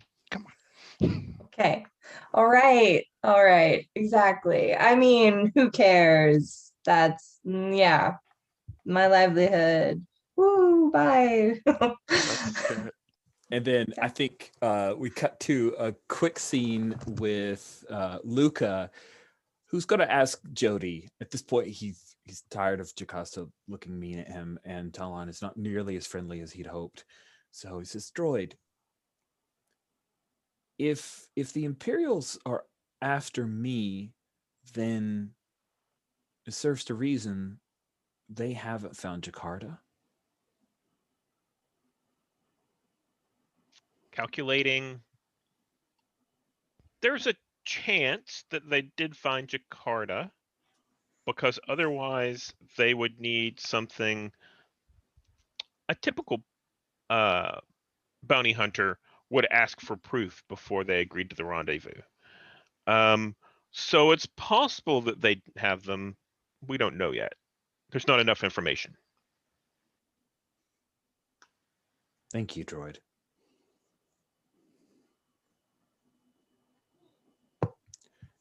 And I think the very last bit is Talon getting another slightly more heated message from Hedrasam. Where have you been, Talon? You need to take care of this. Talon Gendro, do not make me angry with you. Oof. I think he's gonna try to sweet talk Hedrasam. And I need your words, I need your body. I need you here with your team. You must take care of Korgan the Black's problem. Do you understand? I was just about to call you, Hedrasam. I will have my presence there as soon as possible. We have just hit a snag. As you know, that's life. Please be patient. Trust, patience is not afforded to me. I am the major domo for a Vigo. That is not a word in my vocabulary, except in declining the option of patience. You will come here. You'll come here right now. Oh man. Is there anything out of character? Is there anything at all that the Vigo might want at this that I know wants at the penal colony, or has some sort of beef with the Grafhammer or the Empire at all? Something that I can use to be like, I'm doing this thing. I know that makes you happy. Anything? I'm just looking if there's a mechanical way to give you that such a stroke of wondrous luck. I mean, that would We be can spend the luck. I what I was gonna say, maybe. You know what? You know what? I would love to set that up with your permission. I would love to use a point of luck, and of course, Korgan the Black. For a point of luck, let's just do all the things. He has some beef with this captain, and there's something at the penal colony that he also wants. How's that? Awesome. Can I get that for a luck, sir? Yeah, spend the luck. And, there is one of the prisoners that's been there for quite a long time as a close cousin of Korgan the Black. Ooh. They haven't wanted to Excellent. go head up against this Imperial remnant to get him out. But yeah, spend that luck and You got it. Hedgesum, do you remember when Korgan said he wanted me to be more assertive and proactive? You won't believe where I'm headed right now. where are you headed? I give him the penal colony, and you remember Korgan's. What did you say out of character was? Cousin? Cousin. Yeah. Cousin. Yeah. Yeah. You're telling me you are going to secure freedom for Elisar. Hedgesum. As long as I am rightfully compensated. I mean, I believe Korgan had money for anyone who could bring them out. Credits for anyone who could bring them out. course, if you rescue her or secure her release, then I will wait 1 standard week for you to arrive here. Be aware. Once the week has transpired, I will find others to help me. And then, with what credits I have, I will place a bounty on you. Are we clear? There's such escalation, and yet I appreciate your grace. You're a wonderful human being. Totally not a human being. That's awesome. Wonderful sentient.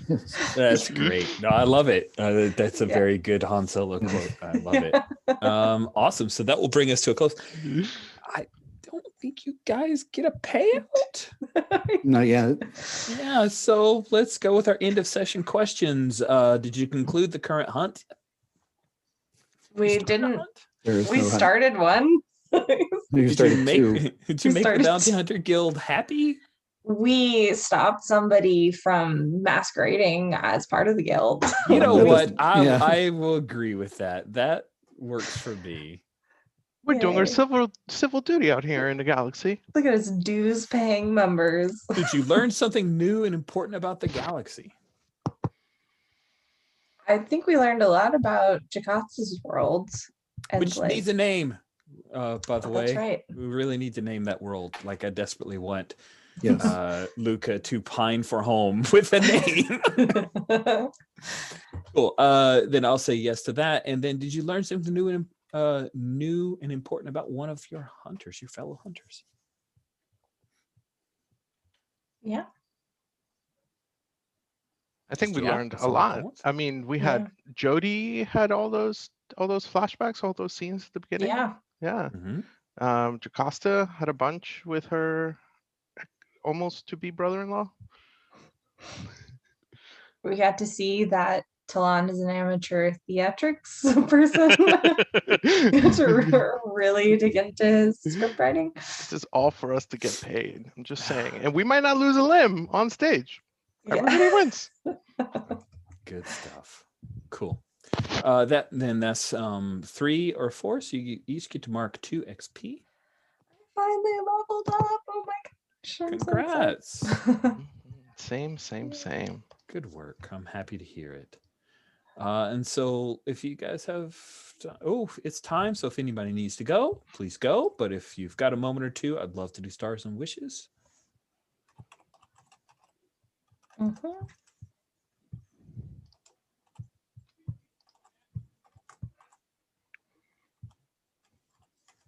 I'm now named the Imperial Prison Colony,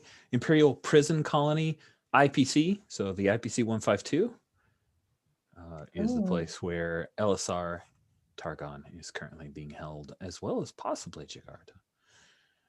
Cool. So let's go around, and I like to do wishes so that we can end on stars. Who would like to go first? The wishes can be, hey, this particular aspect of the system doesn't make sense to me. I wish you could clarify it. Or it can also be, these story elements are things I 100% want to see in future. I wish that we could see more of that. So who would like to go first with wishes? So I'll go first. Actually, you already hit at least one of my wishes. I was wishing for some way to translate with Leku, robotic Leku kind of things. And I'm like, oh, I was able to fit that in. That was great. The other thing I noticed during the session is, let's see, under the constructed purpose, there's a mechanical benefit. And I hadn't thought about it in the last couple of sessions, but one of them was, the one that I chose was, you get a +2 bonus when helping out. It doesn't make sense with our current colonnade. And we've changed that rule. So I can change that role. I haven't used it yet. How about you gain a +2 bonus when someone calls in your aid? That would be fine too. Okay. I wanted to bring it to your attention just because it's something that mechanically we would have to switch around. So.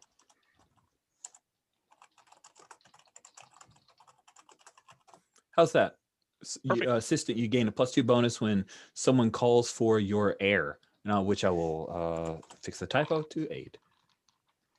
Yep, that sounds perfect. Awesome. Thank you. Thanks for being flexible, and thanks for that reminder. I thought I'd gone through, and I missed that one. So thank you. Cool. Anything else, Stephen? No, that was all I had. Okay. Who's next for Fantastic. wishes? I think I appreciate the flexibility to be able to go like dive into role play and everything too, and be like, let's just be super dramatic right now, and kind of dig into that. But I do I'm excited to, like, and having training and stuff like that. I'm excited to do some like combat, because we have talked our way out of and into and around a lot of that, and I know that it is a kind of low stakes, but I think it'll be exciting to do that. And I have a move where I can help people out in like a really, like, an automatic 10 to helping people out when you're fighting somebody.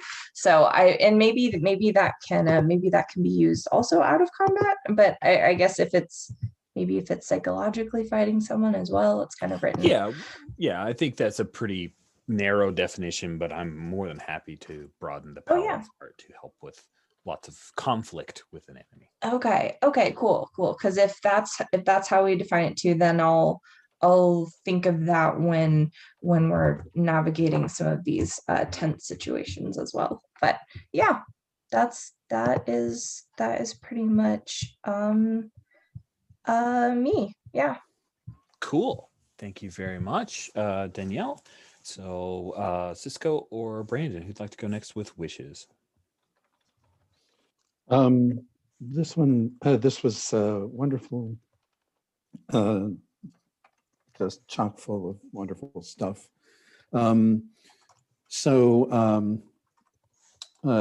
Yeah, my wish for next time is to have an impossible decision. No, because there's lots of setups there. Joe Costa has, if there's anything involving Jakarta, or, I mean, whatever Joe Costa thought of Luca before, she's being kind of forced to revise her opinion of him in a way that she doesn't like.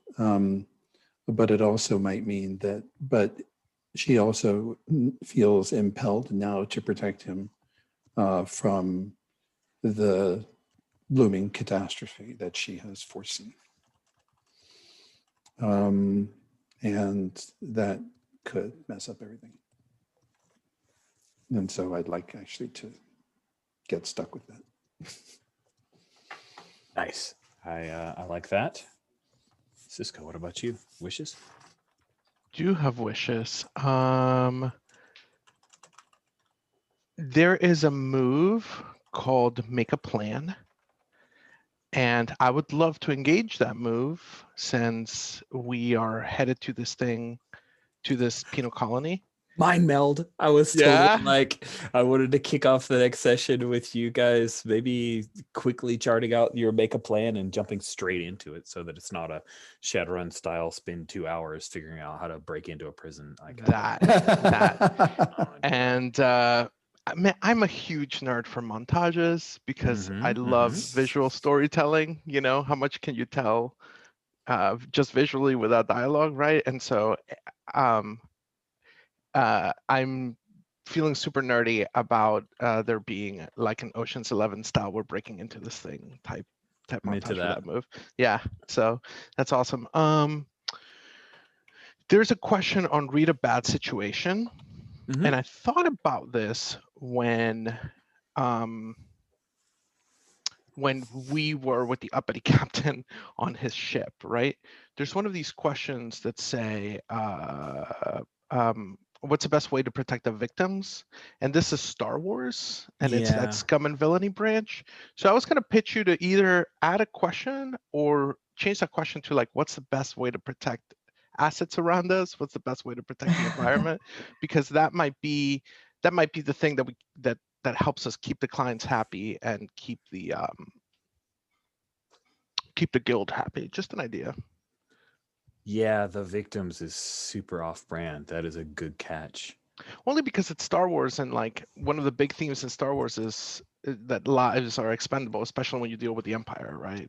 And bounty hunters. It's like they don't Sure. care. Yeah. I mean, it works great for Monster of the Week. It doesn't fit for us, and that's cool. Yeah. Agreed. Yeah. What's the best way to Point. protect that? So that's good. Yeah.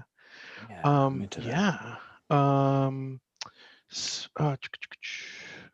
Another wish. I got a point of tough, and so like I'm perfectly fine with being like not the guy that's like super good at kicking ass, but it did get a point in it. So I'm looking forward. At some point, I got to kick ass because it's a bounty hunter game. So I'm desperate, but you guys keep talking to people. well, so I guess how You're about I to guess head how into a place with stormtroopers. exactly. I promise you some combat. Exactly. They are not So- going to be reasonable. Exactly. Not So going to be redeemable or puppy dogs or anything. Nope. Yeah. No, they're not going to go, oh, you know, on second thought. This is my tragic backstory. Even Even though you know we know it there. yeah, you know, yeah, he is kind of imprisoned unjustly, I guess. yeah, we will. I don't foresee us picking up a Finn with us and taking it, you know, Oh, reforming a It'll be a Finn. finless prison. It'll be a Finnless prison. Yeah. Finless, I promise you. I'm not going to make you feel guilty for shooting a bunch of bucketheads. There you go. So I'm looking forward to that, and not even like succeeding a bunch, but just having cool cinematic Yeah. moments as I succeed or fail, whilst I kick ass. I love yeah. these notes. These are good wishes, friends. Yeah. I guess I'd also have a minor wish for Jocasta, if it's appropriate for Jocasta to show how, you know, that she's damaged. You know, part of her backstory was that essentially she's, you know, she's heartbroken, and so that's Mhm. it's cut her off from some of her humanity. Yeah, so I think one of my wishes too, like RP wise, is to kind of like figure out how to best help with that and stuff, or like if there's ways in which, like, you know, you guys would already know that you know, you hand Jagast this when she's feeling this way, like this is a drink that she always drinks, or something, like if there's something that we would know from having been around her, like let us know, or like if there's like a way that we can like help with that, unless that you are not trying to go in like an upward arc at all with her, and it's like, no, I want this to get like progressively more like bad, that kind of a thing. I think it's I think it's 50-50, and I'm perfectly happy. I'll tell the GM I'm perfectly happy with Jocasta going dark side, if necessary to achieve her goal. She will sacrifice her soul. Nice. So kind of the opportunity to do that, or the temptation, perhaps I should better say, to do that would be good, because she's on the knife edge of redeemability. Okay. I like it.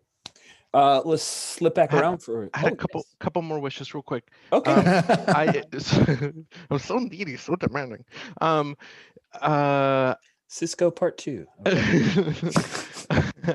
I love just continuously hitting these moves, and we've been hitting them. So like the Notorious coming in, I got to do the driving. That was awesome. More of that.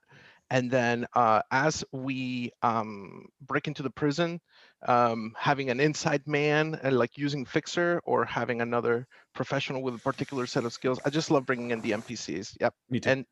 And that's it. Okay. Is it 2? That was your 2? I think It was 6. Okay. So fast. Cool. You went last with Cisco. You went last with wishes. You get to go first with stars. Okay.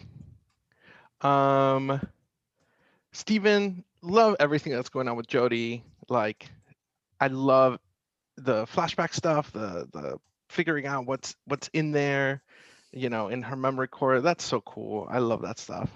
I love when droids have like hidden secrets and stuff. So that's just super tickling my nerd bone. I love it. And this is gonna be stars for everybody. Like, you guys are so accommodating and just what I find to be like really great role players of yes-anding the mess out of everything. And I just want you all to know that I appreciate that.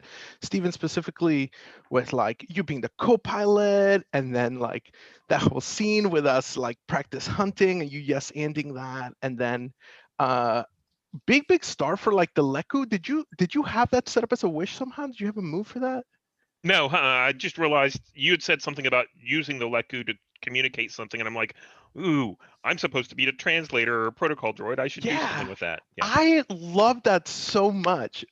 I had never seen that in Star Wars, but it would make Me too. sense that like a protocol droid would have an attachment when dealing with Twi'lek, since that's a part of how the Twi'lek communicate. I love that so much. So star for that. Prosthetic communication device. ACD. Danny, always a pleasure playing with you. I was going to say this to Stephen as well. Stephen, I hope you feel the same way about me, the same way I feel about you. You and I have played a couple times now, and it's like I just feel like our chemistry is super good, and I really enjoy that. Thank you. And it's because you're GGG and you bring the best to the table. Same with you, Danny. Like you and I have played before several times, and so I feel like we're just on the same wavelength. I want you to know that I appreciate that. Thank you for that scene and being game about doing everything about with the racing That and was like pod racing. yeah, exactly. And just sort of like being totally cool with like taking the trainee role, and it's like really leaning into that. It's like I'm here to be taught things, you know, and like that's super cool. I think a lot of people might resist that, and you're just really leaning into that. So thank you for that. It makes for fun scenes. Brandon, man, thank you for bringing the emotional play for several reasons. Like I love flashbacks. That's a thing I enjoy. I love learning about character backstory.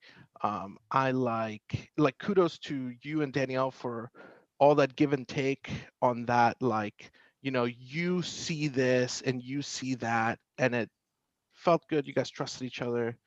It was really nice, really enjoyable. Thank you for that. And it also like I feel like a good story has to have highs and lows, funnies and serious. And so I feel comfortable being goofy with my character, which I'm enjoying, knowing that Jocasta brings the gravitas to the story. And so thank you for that. Rich, you can do the voice modulation all day long, and I'm still like a kid. I'm still like, Yeah. he's a robot. He's a robot. Like I'm so Full seal clapping every moment. I love it. Oh, It doesn't matter how many do it again. times Do it you again. Yeah, exactly. It's like watching Voltron come together. It doesn't matter how many times I saw it. I was still so happy. I love that. Again, the character keeper is just, I find more things on it, you know, that you have worked on this thing. Yeah, there's levels on levels on levels here. You've just done a great job with the character keeper. Your NPCs are so vibrant, like your NPC page and having the pictures there. I have stolen that from you, and I've started doing that. Yeah, and I'm running a Monster of the Week game myself every Sunday in May, so I'm stealing a bunch of things, but that's take it definitely one of them. all of it, and freely offer. Happy to share. That's great. Yeah, thank you for that. Thank you for being so giving that way. Thank you for rolling with what I threw at you. I mean, obviously you're the GM and you have the biggest veto power. Well, I mean, everybody does, but like, I just really appreciate you letting me set scenes, and I really love that piloting scene, and you letting me set that up. Thank you. That was neat. Yeah, thank you. And everything else, setting up, letting me come up with that NPCs, the Ansalon, that was so much fun. And that is all. Thank you. Sweet. I don't think there are any left, but just to check in, Brandon, do you have any stars? I don't know. It's all of them. Yeah, well, I'm mostly just echoing. So, I mean, just an enormous thank you for everyone for being interested in, you know, the horrible damaged backstory that is Jocasta. And especially to Danielle for Winnie taking a personal interest there, and so I could involve somebody else in a flashback. Yeah. because, well, I was thinking, I was getting, okay, I'm getting a power called premonitions, and it's like, okay, this isn't just I wake up and I have premonitions, right? Okay, not if I can have something unpleasant happen first. Especially if it involves right. somebody else, get to really, both justify it and have some fun with it. And that was so, and I knew that I could trust you to, let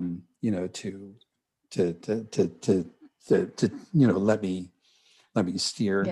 Yeah. It was exciting. I enjoy when characters do things and they're like, can I just say like, oh, this is a story from when we've known each other from a long time ago. So like, Stephen, if you want to do that with Jody ever, like if you're like, I have this anecdote about a thing you did one time. I love having that material to like yes and off of. Yes. So I appreciated that. I was like when the bag happened, I was like, oh, how traumatic is this gonna get? And I was like, I know it's not gonna like I knew it was safe, but I was like, this is like in it, so but I did really like how it was set up.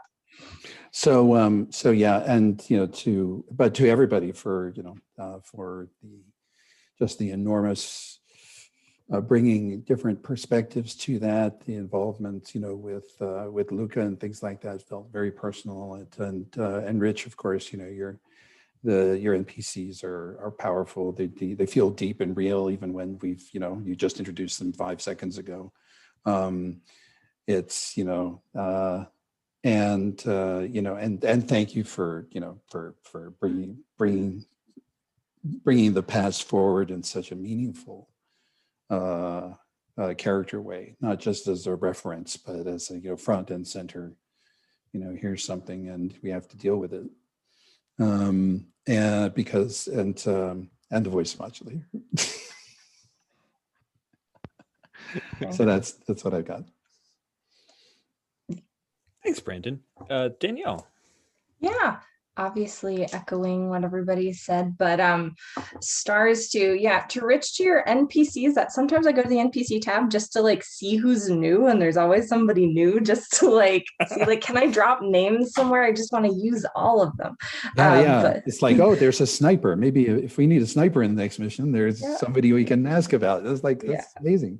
Yeah. And you dropped in all of the Rocketskate team like immediately, even though I got you the names like 2 minutes before the session, and you just found all those cool pictures mid-session. It's just amazing. And I loved the like, even without the voice modulator, all of your NPC voices are so distinct and bring such character to it in a way that like challenges my RPM. Like, how do I create this much dimension in 2 sentences instead of like taking 16 of them? But I love the interaction with Solari and like the cool. Okay, I'm being sucked into the situation I didn't ask for. I just go fast.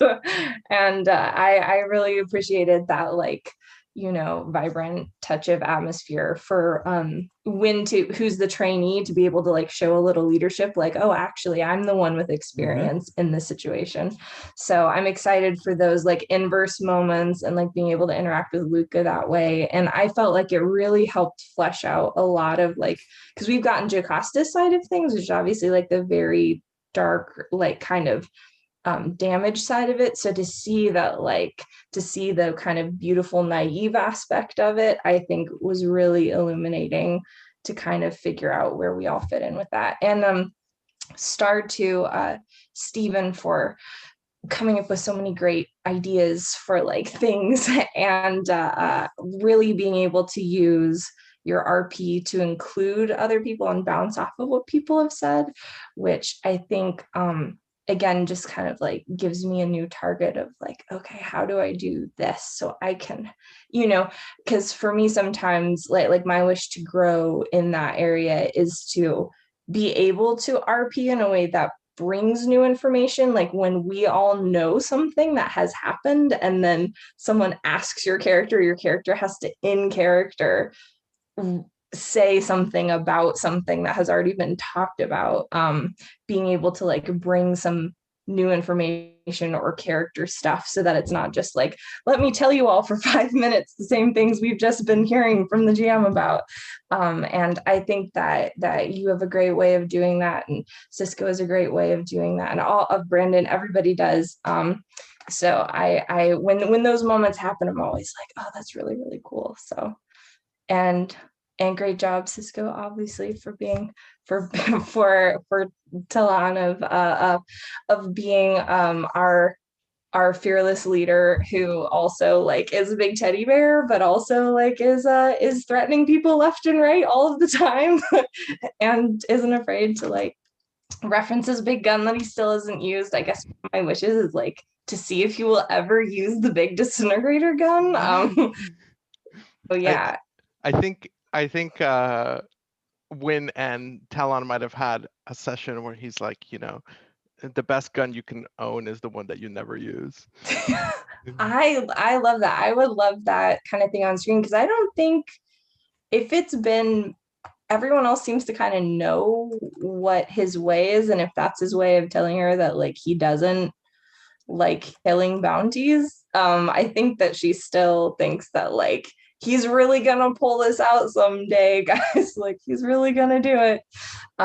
So I'm looking forward to that. Yeah, and then obviously Brandon for being able to. I loved when, because all I had in my mind was like, Win just goes and trains with Jocasta. So when you were like, yes, we're doing that, and also you're gonna run for cover, and also I'm gonna like the freedom to just shoot blaster bolts at her was really great and visceral, and I felt like I was the trainee, and like this is the moment where like they have to kind of, the rubber continues hitting the road for them, and I really like that. And then obviously all of the complications that built up from there, and being over her head in a way that I'm excited to continue. Good. I'm glad to hear that. Thank you so much, Danielle. Steven, bring us home. Got any stars that were left? Well, yeah, I mean, just in general, I'll keep it kind of short and sweet. I mean, everything was fantastic. The game went really well. And, in general, it's so good to play with a lot of really good role players and people who are really good and bring a lot to the game. And to be honest, I feel a little spoiled, right? To play with such good people and who bring so much to the game, yeah. But it's spoiled in a good way. Yeah. Good. I just want to highlight some may sound like repeats, but Danielle, Brandon didn't give me a heads up of where we were going with that thing, and I just decided to go with it. And I realized, oh man, Danielle's like, I hope that Danielle's ready for this ride. And you were a trooper, and thanks to Brandon, like I had that trust that we weren't going to go anywhere, and we do have safety tools and all that, but still, it was emotional. And Danielle, you were great, and you were like present, and you were really there, and that's a great skill, just a natural talent that you have. So I was really impressed by that scene. I loved being audience for it. Thank you for letting me do that. Yeah, that was really, I mean, being okay while Brandon describes something really cool and is very cinematic. I was just there like, I hope I can react to this appropriately. Oh, it was so good. It was so good. Like it enhanced every moment because there was a witness. It wasn't just, Brandon is Jocasta monologuing. And so it just gave a certain level of tangibility to it. And I really appreciated that you were on board and really cool with it. Steven, I knew that I was going to just go crazy with this like memory thing. And like, there was a point where I'm like, I don't know if this is a real memory or if this is just a thing that's been in play. I don't even know. I'm going to see where Steven takes this. And I'm really excited to explore more and see, because I have ideas, I have notions, but I also am very, very, very flexible. And I love Steven when I like, here is clay. And Steven goes, here's the thing with the clay, Rich. And I'm like, oh, that's so pretty. It came from my clay. Yes, and Cisco, the like, I know a guy stuff that you're doing. Just keep doing it. It's great. It's really great. We didn't do a hunt. I actually didn't think that this whole session would the like, I want to get a little bit of the life of home would like be the whole session. I didn't realize that when I like throughout these, I want to see a few scenes on Black Orchard, but it was good. Like, it violated the bounty of the week idea, but I'm really not married to that. So I really had a good time. Overall stars to everyone. This was fun. Thank you all so much for playing, and we'll go ahead and bring this to a close because we're half hour.